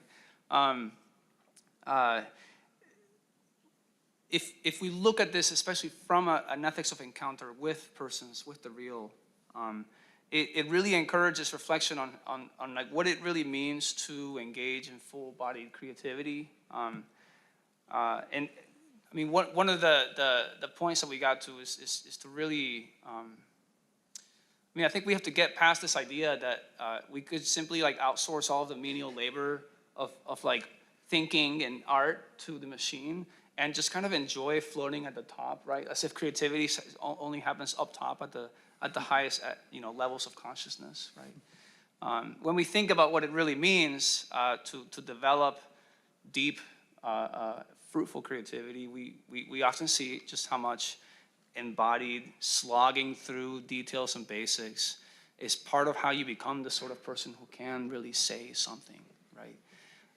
And so even in this kind of weird corner of this other question about AI, the ethics of encounter and the kind of the vision and the kind of posture that came with this ended up being really, really important.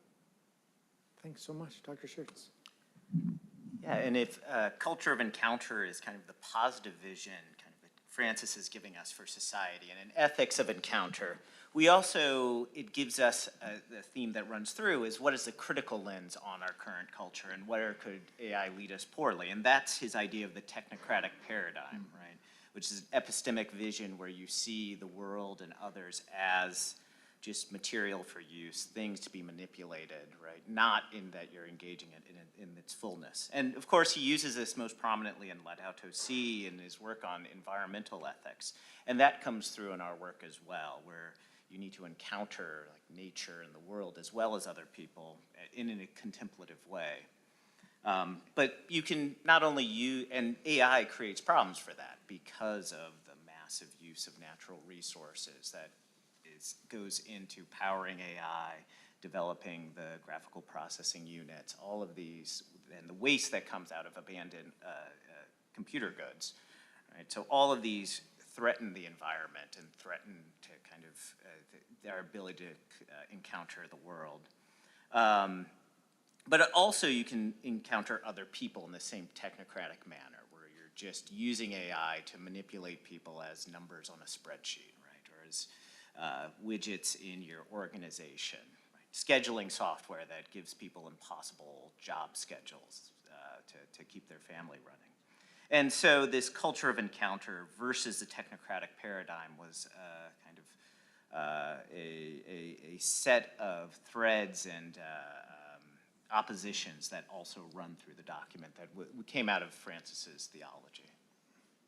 Well, and I really appreciated that as well. You know, the technocratic paradigm is, like Dr. Schertz was saying, a big part of Laudato Si, and really was sort of a groundbreaking thing that Pope Francis did that other popes before really hadn't leaned in that much to help to differentiate what it is that makes us less than human in the face of technology.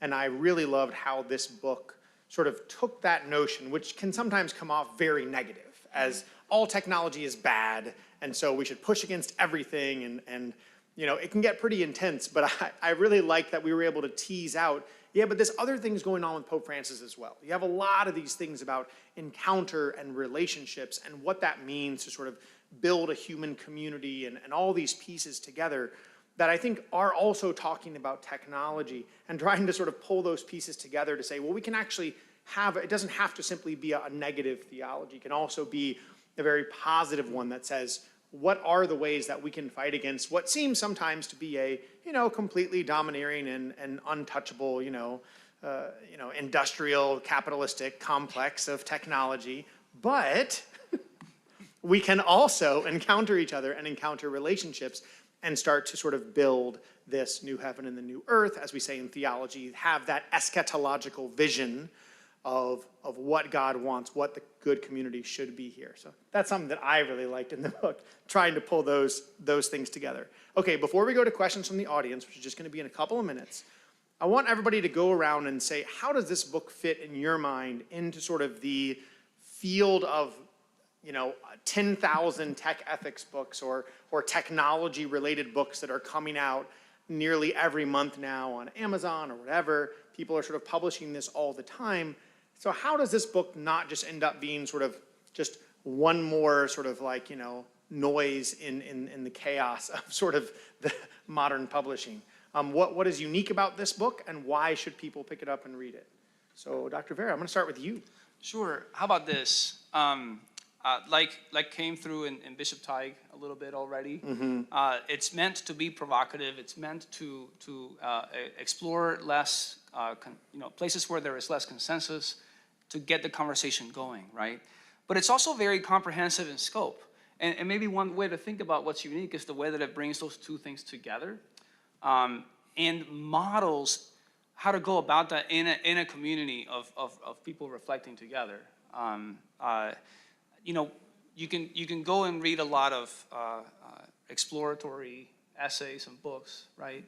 And then on the other hand, we have a lot of like very institutional pronouncements, right? This document is something different from both. It strives to take a broad, integrative view. It speaks within a particular tradition, but also to the multiplicity within that, right? And it tries to work with this and see how much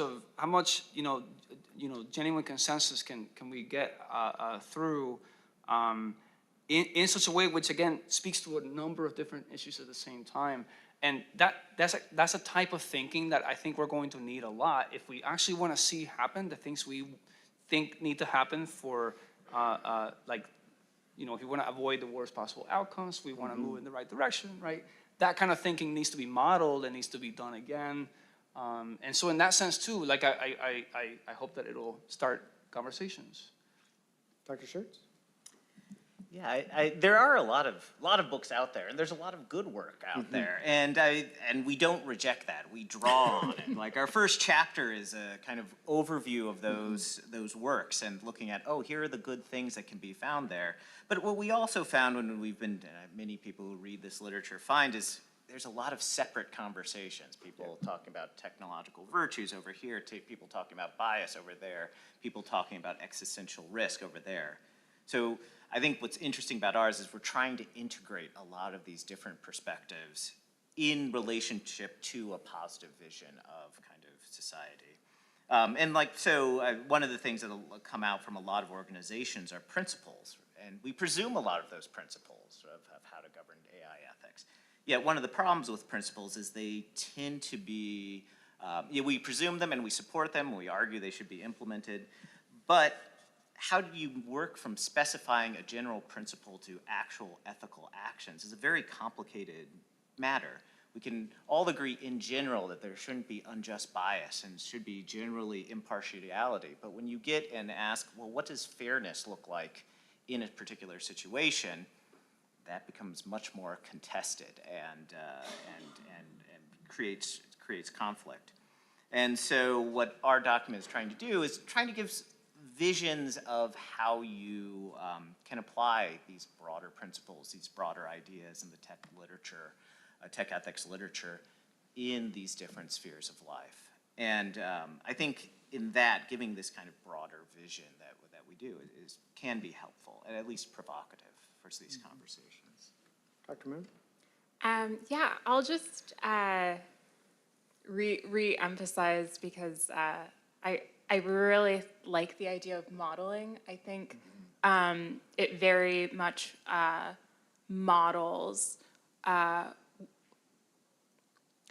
what a helpful engagement with AI looks like. It tries to engage a lot of different sources and different traditions. It tries to look at the human person, and then it tries to look at practical situations and how, with a kind of positive vision of what it takes for the human person to flourish as an individual and in community, then what kind of practices are necessary with respect to AI and what sort of practices will ultimately become harmful. So I think kind of modeling almost a kind of way one can prudentially engage with these questions and it being sort of provocative in that way. Yeah, and I mean, just building on that, I mean, what I really like about the book is all the things that you mentioned. And also because it sort of forces you to not just say, oh yeah, well, I don't want any bias in AI, or I want everything to be fair and whatever that means. And I want, I want things to be transparent, but 99.99% of us don't have any power to do any of those things with AI systems. And so what do we have power to do? Well, we actually have a lot of power. And I think one thing I like about this symposium, one of the sort of founding ideas behind it, is to say, how do we get people to understand that within our communities, within our individual selves, not just our practices with our own technology, but in the communities we're a part of, in the discussions that we have in our families, in our churches, in our cities, in our counties, whatever community we're a part of, we have a power to say what are the technological norms in that community. If you're in a healthcare system, you're in the workplace, you're in the military, what technological norms are being assumed, sometimes unspoken, that should be challenged a little bit. And you should say, hey, this seems to be the practice here, and this shouldn't be the practice. And everybody actually has not just power to do that, but sort of a responsibility to do that. And I like how the book really, because we were forced to be collaborative and forced to deal with all these topics, we end up going into a lot of different areas where people can be empowered to have these things and not just say, oh, well, there's a standard here and we're trying to do our best and the government's trying to pass a law, but not anytime soon. But like, we can move beyond that and say, what can we do and what sort of norms can we make? And I really appreciate that aspect of the book and going forward. Okay, so I'm gonna have my very helpful assistant in the back here has a microphone, and we're gonna take some audience questions here. I have more questions I can ask, but I figured I'd give other people a chance. So if you have a question, just raise your hand, and we'll bring the audience over, and let's start right over here. That'll be great.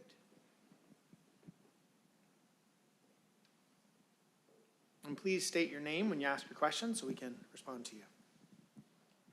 Hello, hi, I'm Dylan Sitterly. I'm a student at Duquesne. And this is kind of a hypothetical, maybe speculative question, so bear with me a little. So I can envision in the near future the possibility that before an AI is even remotely capable of anything beyond mimicry, that it will be capable of saying, I'm a person, give me rights. And it will be able to draw on things such as like the Bible, every civil rights movement that's ever existed. This is all programmed into its brain. So it'll be able to make very compelling arguments for why it's a person and why it deserves rights, just based on that. And my question is, in a future where that occurs, I think that argument might appeal to anyone who's ever been marginalized. And my question is, if a significant percentage of people believes that argument, how do we move forward with that? Anybody want to jump in? So we can approach this from a couple of different places. So one place we can approach it from is like, I could probably get ChatGPT to tell me that right now. But I think your concern was maybe less like ChatGPT and like Siri being able to tell me that, and maybe a kind of robot that's like motive in some way, programmed with AI, being able to tell me that. And so it gives the appearance of being human or conscious. So I think this is why it's important to have a strong understanding of what it is to be a human being and what consciousness is. And so from like a Steinian perspective, a being needs to have an I in order to experience, in order to be conscious. So simply because we have certain kinds of natural language processing doesn't mean that the machine has an I, or because a robot is self-motive doesn't mean it has an I or is self-motive in like the sense we normally mean. I don't know if that helps, but that's my initial thought. Yeah, no, I mean, I think that's the Steinian lens, I think, gives it right away what our concerns were, and what the book talks about this is all of these questions are, can AI be a person? Is it conscious now? And once you look at it, is a lot of these are just very behavioristic kind of modeling of what is an actual, what is consciousness? Like, so it's based on the idea of if you can solve problems, or if you can give kind of a behavior that looks like something, that means that you are a person. But this behavioristic model assumes that there's nothing going on in our heads at all either. They have a very, it requires you to have an anthropology of human beings where we don't have eyes, where we are not, we're just kind of robots basically being governed by genes and neurobiology. And so I think our the book as a whole does a nice job of giving a picture of the human person, which I think allows us to have some understanding of what is what would separate personhood from just a chatbot of some sort, embodied chatbot, kind of without being able to mimic full human personhood, being able to give like an argument from just the things that it can parrot from its memory. Mm-hmm. Building on these responses, this is just like an appendix to these. Since I take it, Dylan, right, your concern is also about like the social moment this would create, right? Mm-hmm. I wonder if one way of creatively dealing with that might be building on reflections such as these to get a conversation going on like whether what that machine is saying really does justice to what it is to be oppressed. And to let these anthropological conversations become an opportunity to actually arrive at an even deeper account of what real oppression is like, right? And so then we don't just come into the conversation with this assumption, right? Oh, look at this kind of like surface similarity between the computer being marginalized and these other populations being marginalized. But actually like, hey, if we want to do a lot, like real justice to what's happening here, we can actually like, do better justice, or give a better account of what all of these marginalized populations' experiences have been like by resisting a behaviorist anthropology, for example. And so there, I mean, I think that will be important, right? Because if part of the impetus for what you're thinking about is precisely this desire for inclusion, right? Like you would eventually have to return to that conversation, right? So I think that's kind of where I would go. Well, and just to add, what you said made me think of a couple of things. One, it made me think of Shakespeare, and then it also made me think of Star Trek. And so on the Star Trek, obviously, you know, the classic discussion of data and the notion of AI, and it, you know, in some ways, Star Trek it doesn't do a very good job with this because it doesn't really delve into the difficulties of oppression and various sort of classes in society. It just sort of sticks to this high sort of philosophical level of person or not person, and how do we define this? That's why it makes me think of things like Shakespeare, and even going back to the Bible, because at the beginning we said, well, the Bible doesn't talk about AI, obviously, but it does talk a lot about who is people and who is not people. It does talk a lot about how we define an in-group and an out-group, who is chosen by God and who is not chosen by God, and what what Jesus tries to do with that, and what that means for our own theology. And a lot of those discourses, for a whole bunch of various reasons, are very much in our language today when we talk about philosophy and we talk about consciousness and personhood. And so, and I think that's sort of some of that itch that you're scratching, which a lot of people, I mean, this is, is it Blake Lemoine last year who had the thing about the Google chatbot and decided that he was going to fight for it, ended up getting let go from Google because he decided this chatbot is definitely alive and definitely a person, and it was doing all these different things. And as opposed to your scenario, most people saw that and were like, no, he's wrong. But you can theoretically imagine a scenario, people were like, yeah, you know what, this one's right. Lambda 2047, this one does actually seem conscious, and then you get into these different discussions. So I think there's a lot to be pulled from in tradition, just to sort of keep in mind as we wrap out things. And perfect timing, give a warm welcome to Dr. Colliner coming in here to our panel. Welcome, welcome. Glad you could make it up here. We're gonna let you talk for the next 20 minutes, so I hope you're ready. That was my plan. Exactly. Those talk shows where like they save the biggest guest for the end to give an extra energy to the panel. That's right. Well, that's not what's happening here. It's just a travel situation. Well, we're going to let you get warmed up and get another question from the audience here. We have a question in the back here. Yeah. Go ahead. Thank you for your presentation. My name's Ian. I'm a PhD student at Duquesne, studying healthcare ethics. Dr. Vera, you brought up nudging in your presentation just briefly. I study a lot on nudging and the ethics of it in the healthcare setting.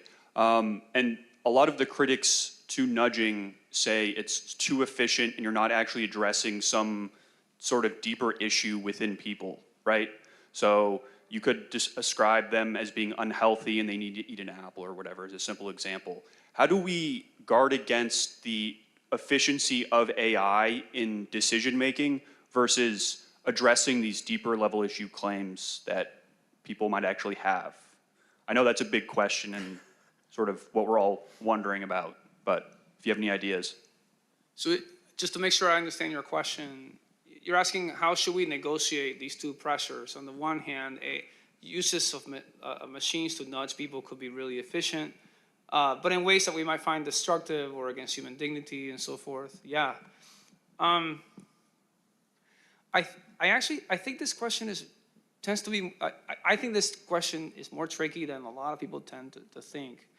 Because I come into this conversation on the assumption that a lot of the cultural ecologies we inhabit are a lot more like nudges than we are willing to admit. Especially when you think about how people affect each other normally, right? Which is why at the moment at least, one of the main points of reference for me has been the argument from Matthew Crawford that one of the most important distinctions has to be a procedural one about whether or not those being influenced have a capacity to enter into a political debate about the ends at stake here, right? So maybe that's a cousin or a version of what you're saying, right? Like here's the efficiency, right? We could have all these outcomes that we could bring about through really effective, a really effective nudging apparatus. And one of those goods might be a democratic process, right? But I actually think that's an important good to put front and center, right? Because it's through that one that other goods might be able to get sorted out in ways that are wise as to the particular local considerations to be taken into account, right? And so I don't have a full answer to that, but maybe just a vote for putting the political question first on that one. All right, Dr. Colliner, I'm going to throw it to you, and then I want you to follow up, knowing nothing about what we said, with one of your favorite parts of this book and the process of writing it. Go ahead. I want to jump in on the nudging thing, because I've been thinking about that a lot lately. I think that's a very underrated problem with AI. It's like actually maybe one of the very top ones. So ever since we discovered, through research 20, 30, 40 years ago that humans just aren't very rational, like we started doing all these experiments, some of them cool, some of them a little creepy. But, I mean, if an algorithm is going to get, persuasion, that's one thing. I'm all for persuasion. Persuasion's great. But the ability to keep the line between persuasion and manipulation is always hard. And with algorithms, it's going to be really, really hard.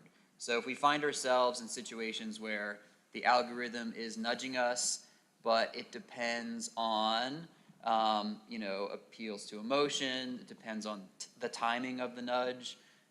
It depends on getting underneath of our deliberative capacities. I just don't see that going well. And I'm usually an optimist about things. I'm like, oh, look at all the good things here. I'm just that particular issue. I'm like, that seems real bad.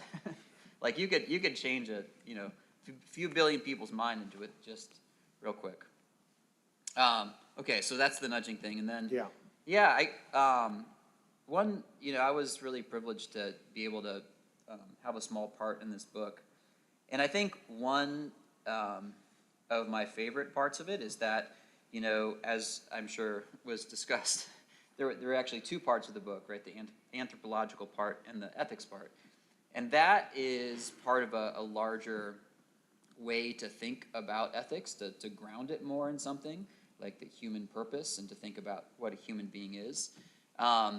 So our moral intuitions, I'm not against moral intuitions. They're usually great. They usually get us the right answer on moral questions more often than not, as long as you were raised by communities of good, well-rounded people. But like when you try to do ethics without like any kind of grounding about what a human being is, what a human being's for, you do end up, even in academic settings, like kind of relying on like, ooh, I don't like that. That doesn't sound good. And you end up saying things like that, or like, why are we talking about Kant now? I thought you were just talking about Mill a second ago. Can you explain why we're changing? The grounding it in understanding of a human person makes the ethics conversation much more principled and easier to tell when you're like going too far this way or too far that way. So yeah, I think that is in my mind the most notable contribution of this book. I also just want to applaud you that no one had brought up that point before, so that was well done, not having heard the rest of the panel so far. All right, how about another question from the audience here? Yeah, right in the back.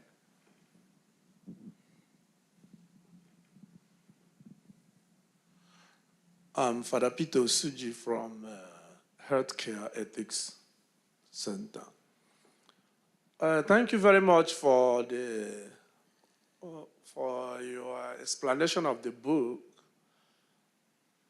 I'm not sure whether mine is a question as such, but anyway, so I'm glad that the book is dealing with this encounter, the human encounter with this environment and all that. Because for me, that's one of the issues with technology and now with AI that is going to even change the whole shape of technology. And so you have in healthcare, for instance, so I'm sick, I want to go and see my doctor. I already filled the forms on my cell phone. And then I go there, I don't meet anybody, I start with another instrument there, filling the say, check this, directing me and all that. And if I'm lucky, there is somebody behind the glass that says, what is your name? Do you have an appointment? Go to room 10. And that is it. And then your doctor comes in and he says, oh, how glad to meet you, maybe he says that. And then he begins to look at you. And before he looks at you in 2 minutes, he turns to the computer and starts writing the computer. You'll be lost there, writes for 5 minutes, and then talks to you for one other second, touch you one, and then gone. And then you are gone. He prints out everything for you. And so the human touch is almost gone in that. And that is even before we bring in the robots. So the AI may help us now when we bring in the robot and somebody, say an old person that is alone in the house and looking for a relationship, doesn't get it. Goes to the doctor, he sees nothing, and then comes back even more isolated than before. And so I'm glad that the book is dealing with that. It may be a far-fetched that what is happening in healthcare setting might come even into the church. Okay? So, would we have a time when maybe the introductory part of the Mass is done by the robot, and then the priest comes and does the consecration, and then goes out again and the robot distributes the communion? I mean, I know people have a problem already with some people reading from a tablet. Some people have a problem with that. Or even praying with tablet. So, I haven't read the book, but I will go straight to the encountering part, and then defining what constitutes a person, those kind of things. So, in your conversations, did you think of, did you argue about, can we bring this into the church? What would that do with the faith of people? How do, faith people, how would they then deal with this kind of thing, and how far can we go? Well, I don't think we have a section on robot priests. I don't think that's a section in the book, but we do talk a lot about healthcare and depersonalization and things like this. So Dr. Schertz, as a healthcare ethicist, you want to jump into this? Yeah, no, I think this is one of the big concerns, is this kind of loss of encounter in healthcare. I mean, you're assuming that you even go into the clinic, right, with telehealth now, AI enabling telehealth, AI chatbots. There could be a push even more towards that. And there's some people who seem to prefer going to chatbot-style therapists than to human therapists, right, in surveys. So, I mean, I think this is a big danger. I mean, there's a lot of writing about how it's just natural for us to want to kind of go with a machine sometimes, right? In our current society, Sherry Turkle has written a lot about this because it seems easier. Because encounter is always difficult because you're encountering another. And this happens with therapy, this happens with other kinds of things. And I think it's very tempting for the healthcare systems to try to implement a lot of this AI in the clinic. Which I think would be a major mistake, because what we're dealing with now is non-communicable diseases. We're dealing with diseases of frailty, of old age, of these kinds of things. And for those kinds of diseases, you need to have a personal connection so you can actually persuade patients to do something differently. You need to actually figure out what in that person's life is going wrong that's causing them to act in unhealthy ways, and get to the deep kind of narrative level of what the problems are. And this, I think, at least AI, for the AI applications that we have on the drawing board, won't be able to do. So I think this loss of encounter in healthcare is as you note, a major danger. Anybody else want to jump in on this? Not on the healthcare, but on the churches. Yeah, go ahead. I have to confess, this did not come up. I don't know if the reason is the same for others, but it never crossed my mind, and I think it's because I assume that about 98% of parishes are too ill-organized to make something like that happen. Which I'm now thinking about, like maybe like in this sort of accidental way, parishes will be a place of resistance, just because of it's hard enough to use parish soft to keep track of a lot more basic stuff. So I just can't imagine. Like we would have to get to the point where we would hand over the reins to a tech company in a much more profound way. And I don't know exactly where this goes, but I think it might raise some interesting questions about ecclesiological organization in the 21st century or something like that. I'm not sure, but I think that's why we didn't think about it.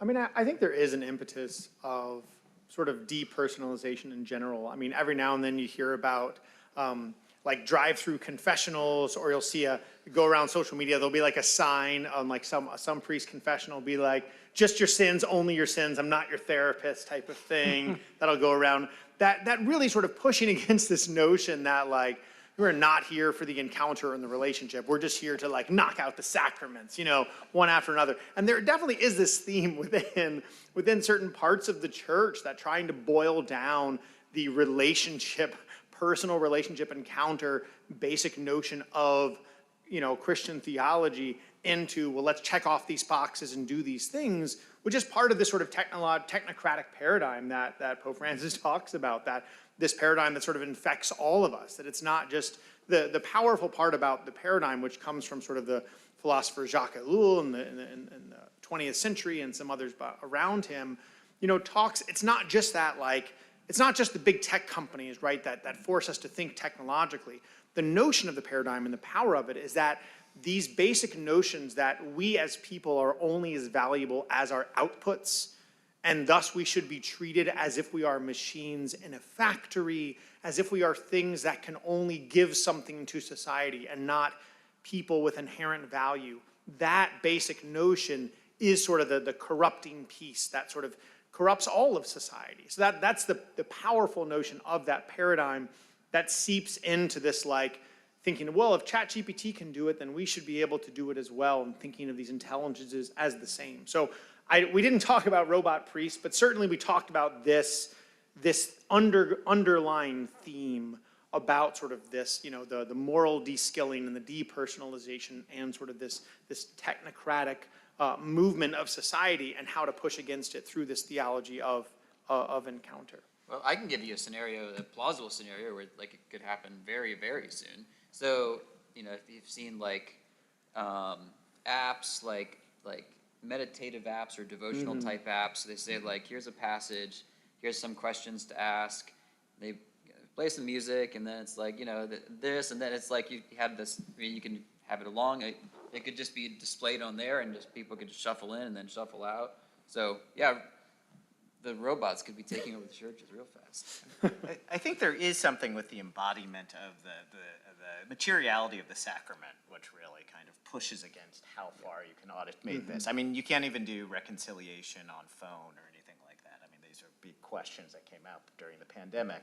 So I think that there's something about one of the reasons I imagine that didn't come up to us was oh yeah, no, I mean, if you can't even use a phone for reconciliation, there's no way they're going to bring in kind of AI for other kinds of sacramental uses. Mm-hmm.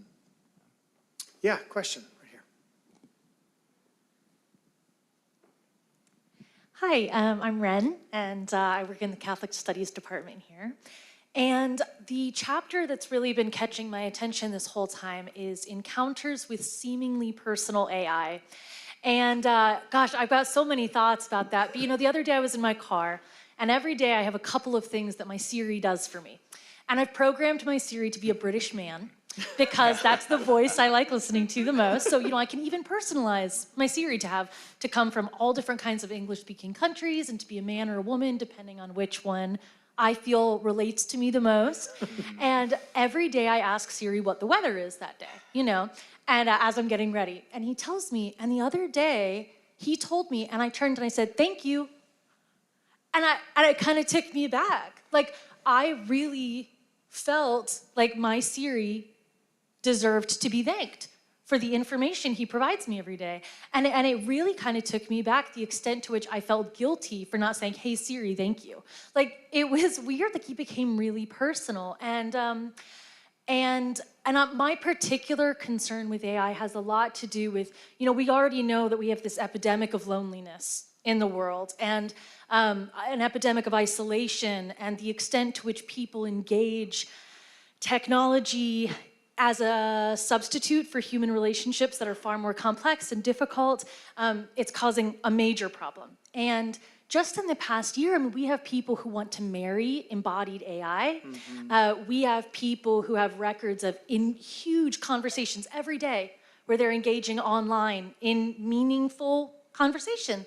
And it is a sufficient substitute. And so I just think there's so many problems with that really personal AI. And I'm wondering how you approached that in the book and what you focused on, and yeah. All right, Dr. Moon, we're all looking at you here. Oh, okay, great. Yeah, so a lot of it focused on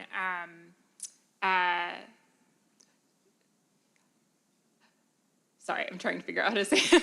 AI robots that one can attempt to enter into a romantic relationship with, as well as robots used for healthcare, right? So those sort of relationships where one really needs care and attention and is vulnerable, and trying to examine, okay, what's going on here? What is the lack? What is the need that is trying to be filled or healed in these relationships or uses? And sort of, are there any kind of permissible uses of embodied AI or even chatbots in this way? And right, the kind of obvious conclusion is that they're really problematic, and that AI cannot substitute for persons. And they can't actually fulfill the kind of thing that's being promised.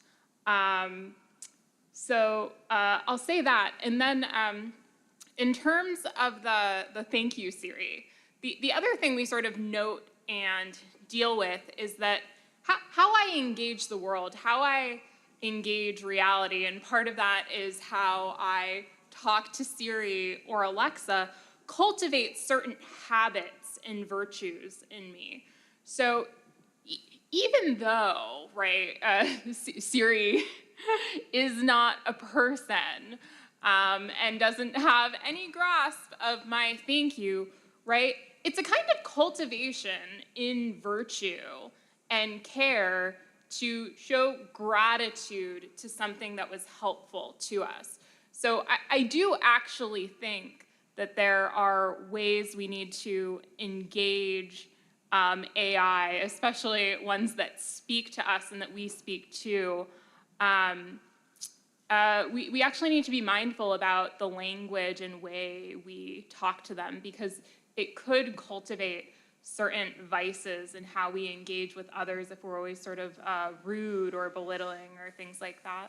I don't know if anyone... And I can make you feel a little less guilty about your Siri experience. So ChatGPT helped me with the distinction I was struggling with, and so I said thank you, but then I felt guilty about not putting an exclamation point. Yeah, thank you. So, there you go.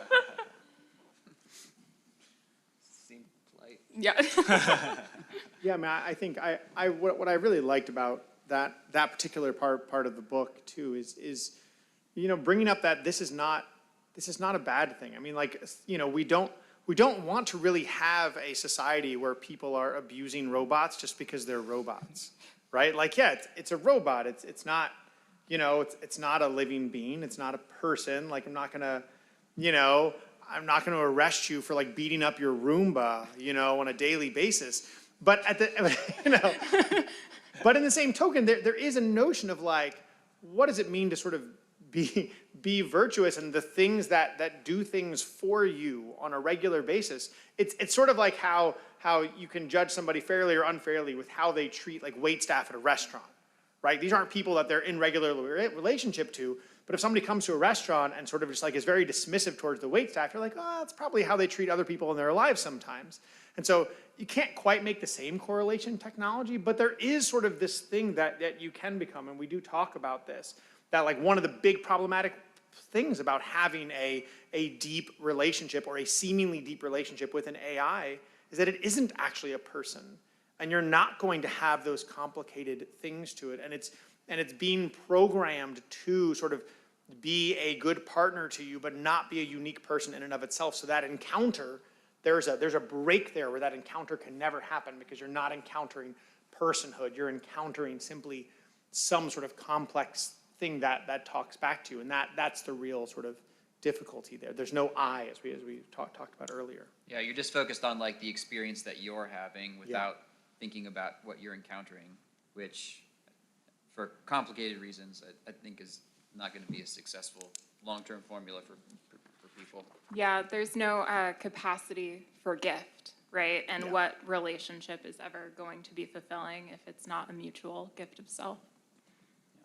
All right, I want to take one more question, then I have a final question for the panel here. Do we have one more question from the audience here? Oh, we have two. That's okay. We can do two. We can do two. Let's start here.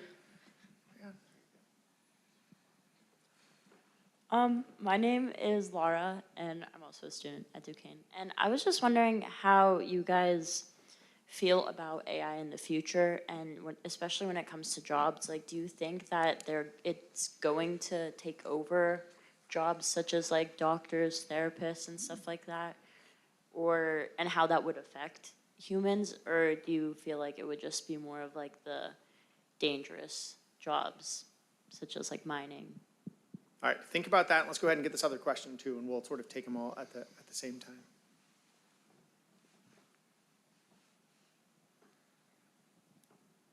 Hi, my name is Eli. I'm a student at Duquesne. And my question actually is a very similar sentiment. I was thinking about, so it seems that inevitable that the integration of AI into numerous facets of everyday life is going to happen. And so my question is, what is there from a regulatory point of view or a protective point of view into ensuring responsible integration of AI technology into everyday life, whether it's social or based on cheaper labor? Is there like a group of people, or is there any way that the government can regulate it? What stands in between the development and the people it affects? All right, so this is great. These are two very, very tangible questions. One about jobs, and then one about sort of regulation or what sort of bodies can do that. So who wants to jump in first here? I'll go on the jobs thing. So there's a long history of technology taking jobs, but it replaces the ones it displaces, and often replaces more, produces more. So in itself, in the abstract, that's not worrying. But there's two really important conditions that need to be met. First of all, the rate at which this is happening.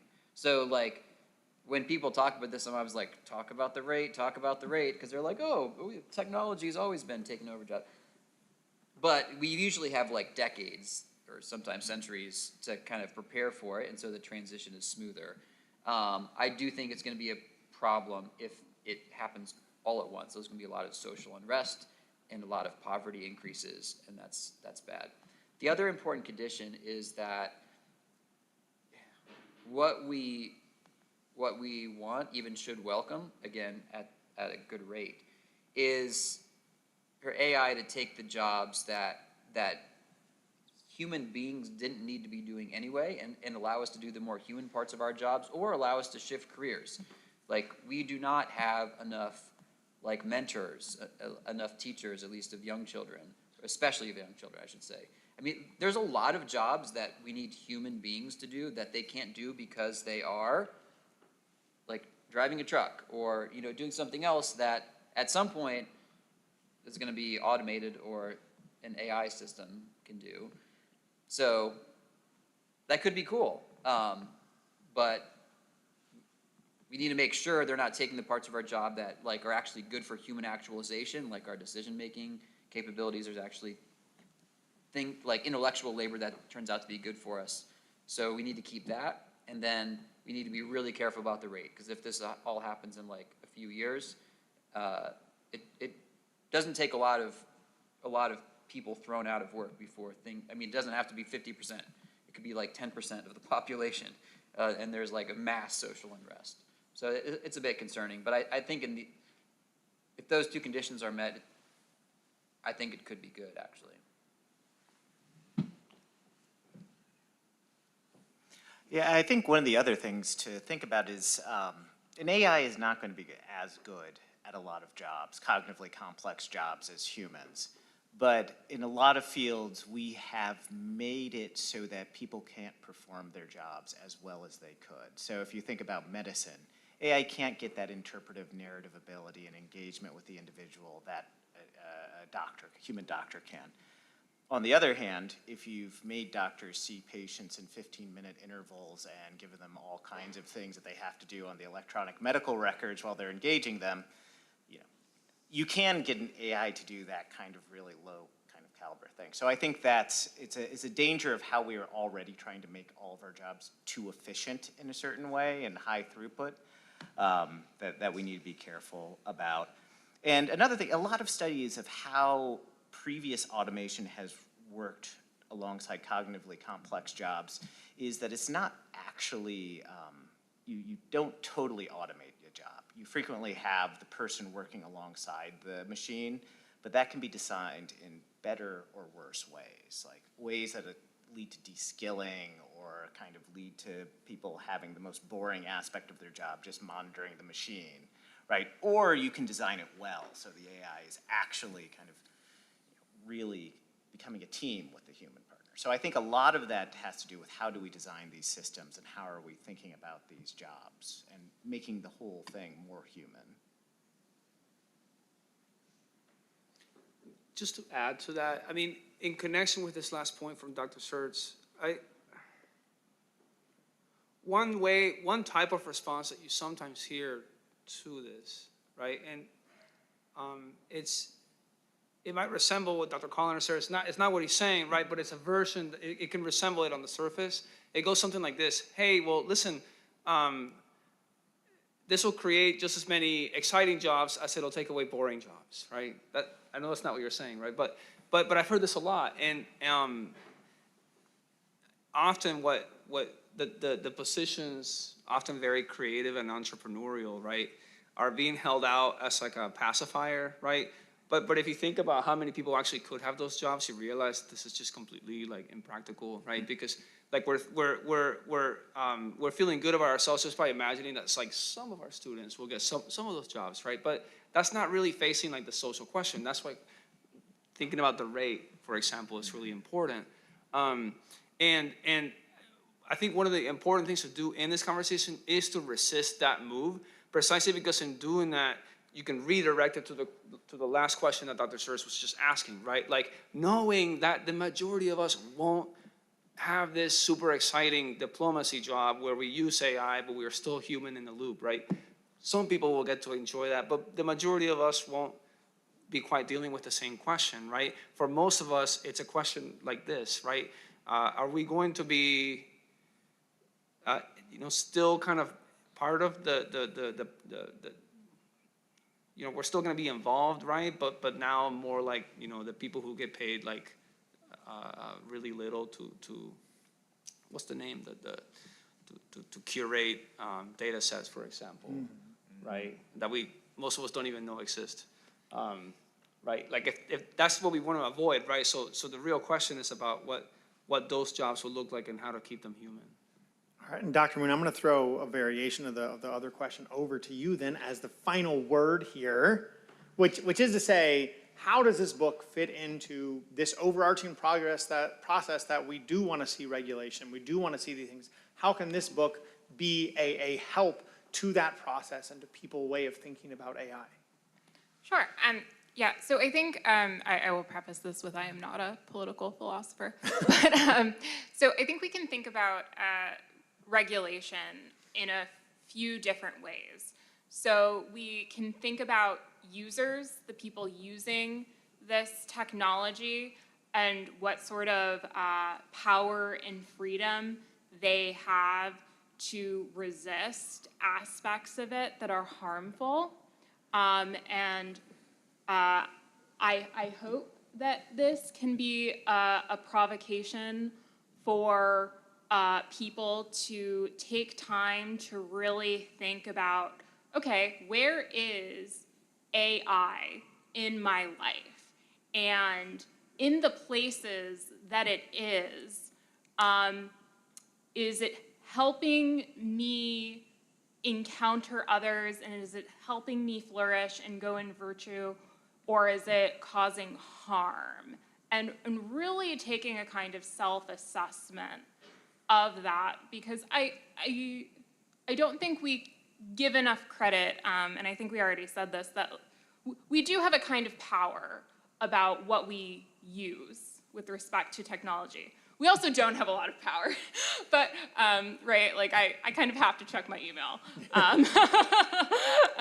Otherwise my job will be mad at me. But there are spaces in which we do have power, and in those spaces in which we do, we really, really should be intentional about it, right? And then there are sort of regulations on the corporate level and what can be done to incentivize companies and corporations to build or augment these technologies in a way that is more person-centered and less efficiency-centered. And then we kind of have the political and international spheres of what sort of specific laws need to be put in place to protect persons and communities. So that's not a sort of like specific list of like regulatory laws that need to be done, but I think we can think about it in terms of spheres of power and control of how to deal with these technologies. And with that, that was fantastic. It brings back our theme of education and empowerment through education about these details. If you are attending here or if you're watching live stream, if you've registered for this, we will send you a link to the book as soon as it's published. So don't worry, you'll be able to download all of it and read it, and I'm excited for you to do that. And I want to thank you both. I want to thank everybody here. I want to thank the panelists for coming. Thank all of you that are watching over the internet. This has been a really great panel. I've really enjoyed it. So join me in thanking the panelists here one more time tonight.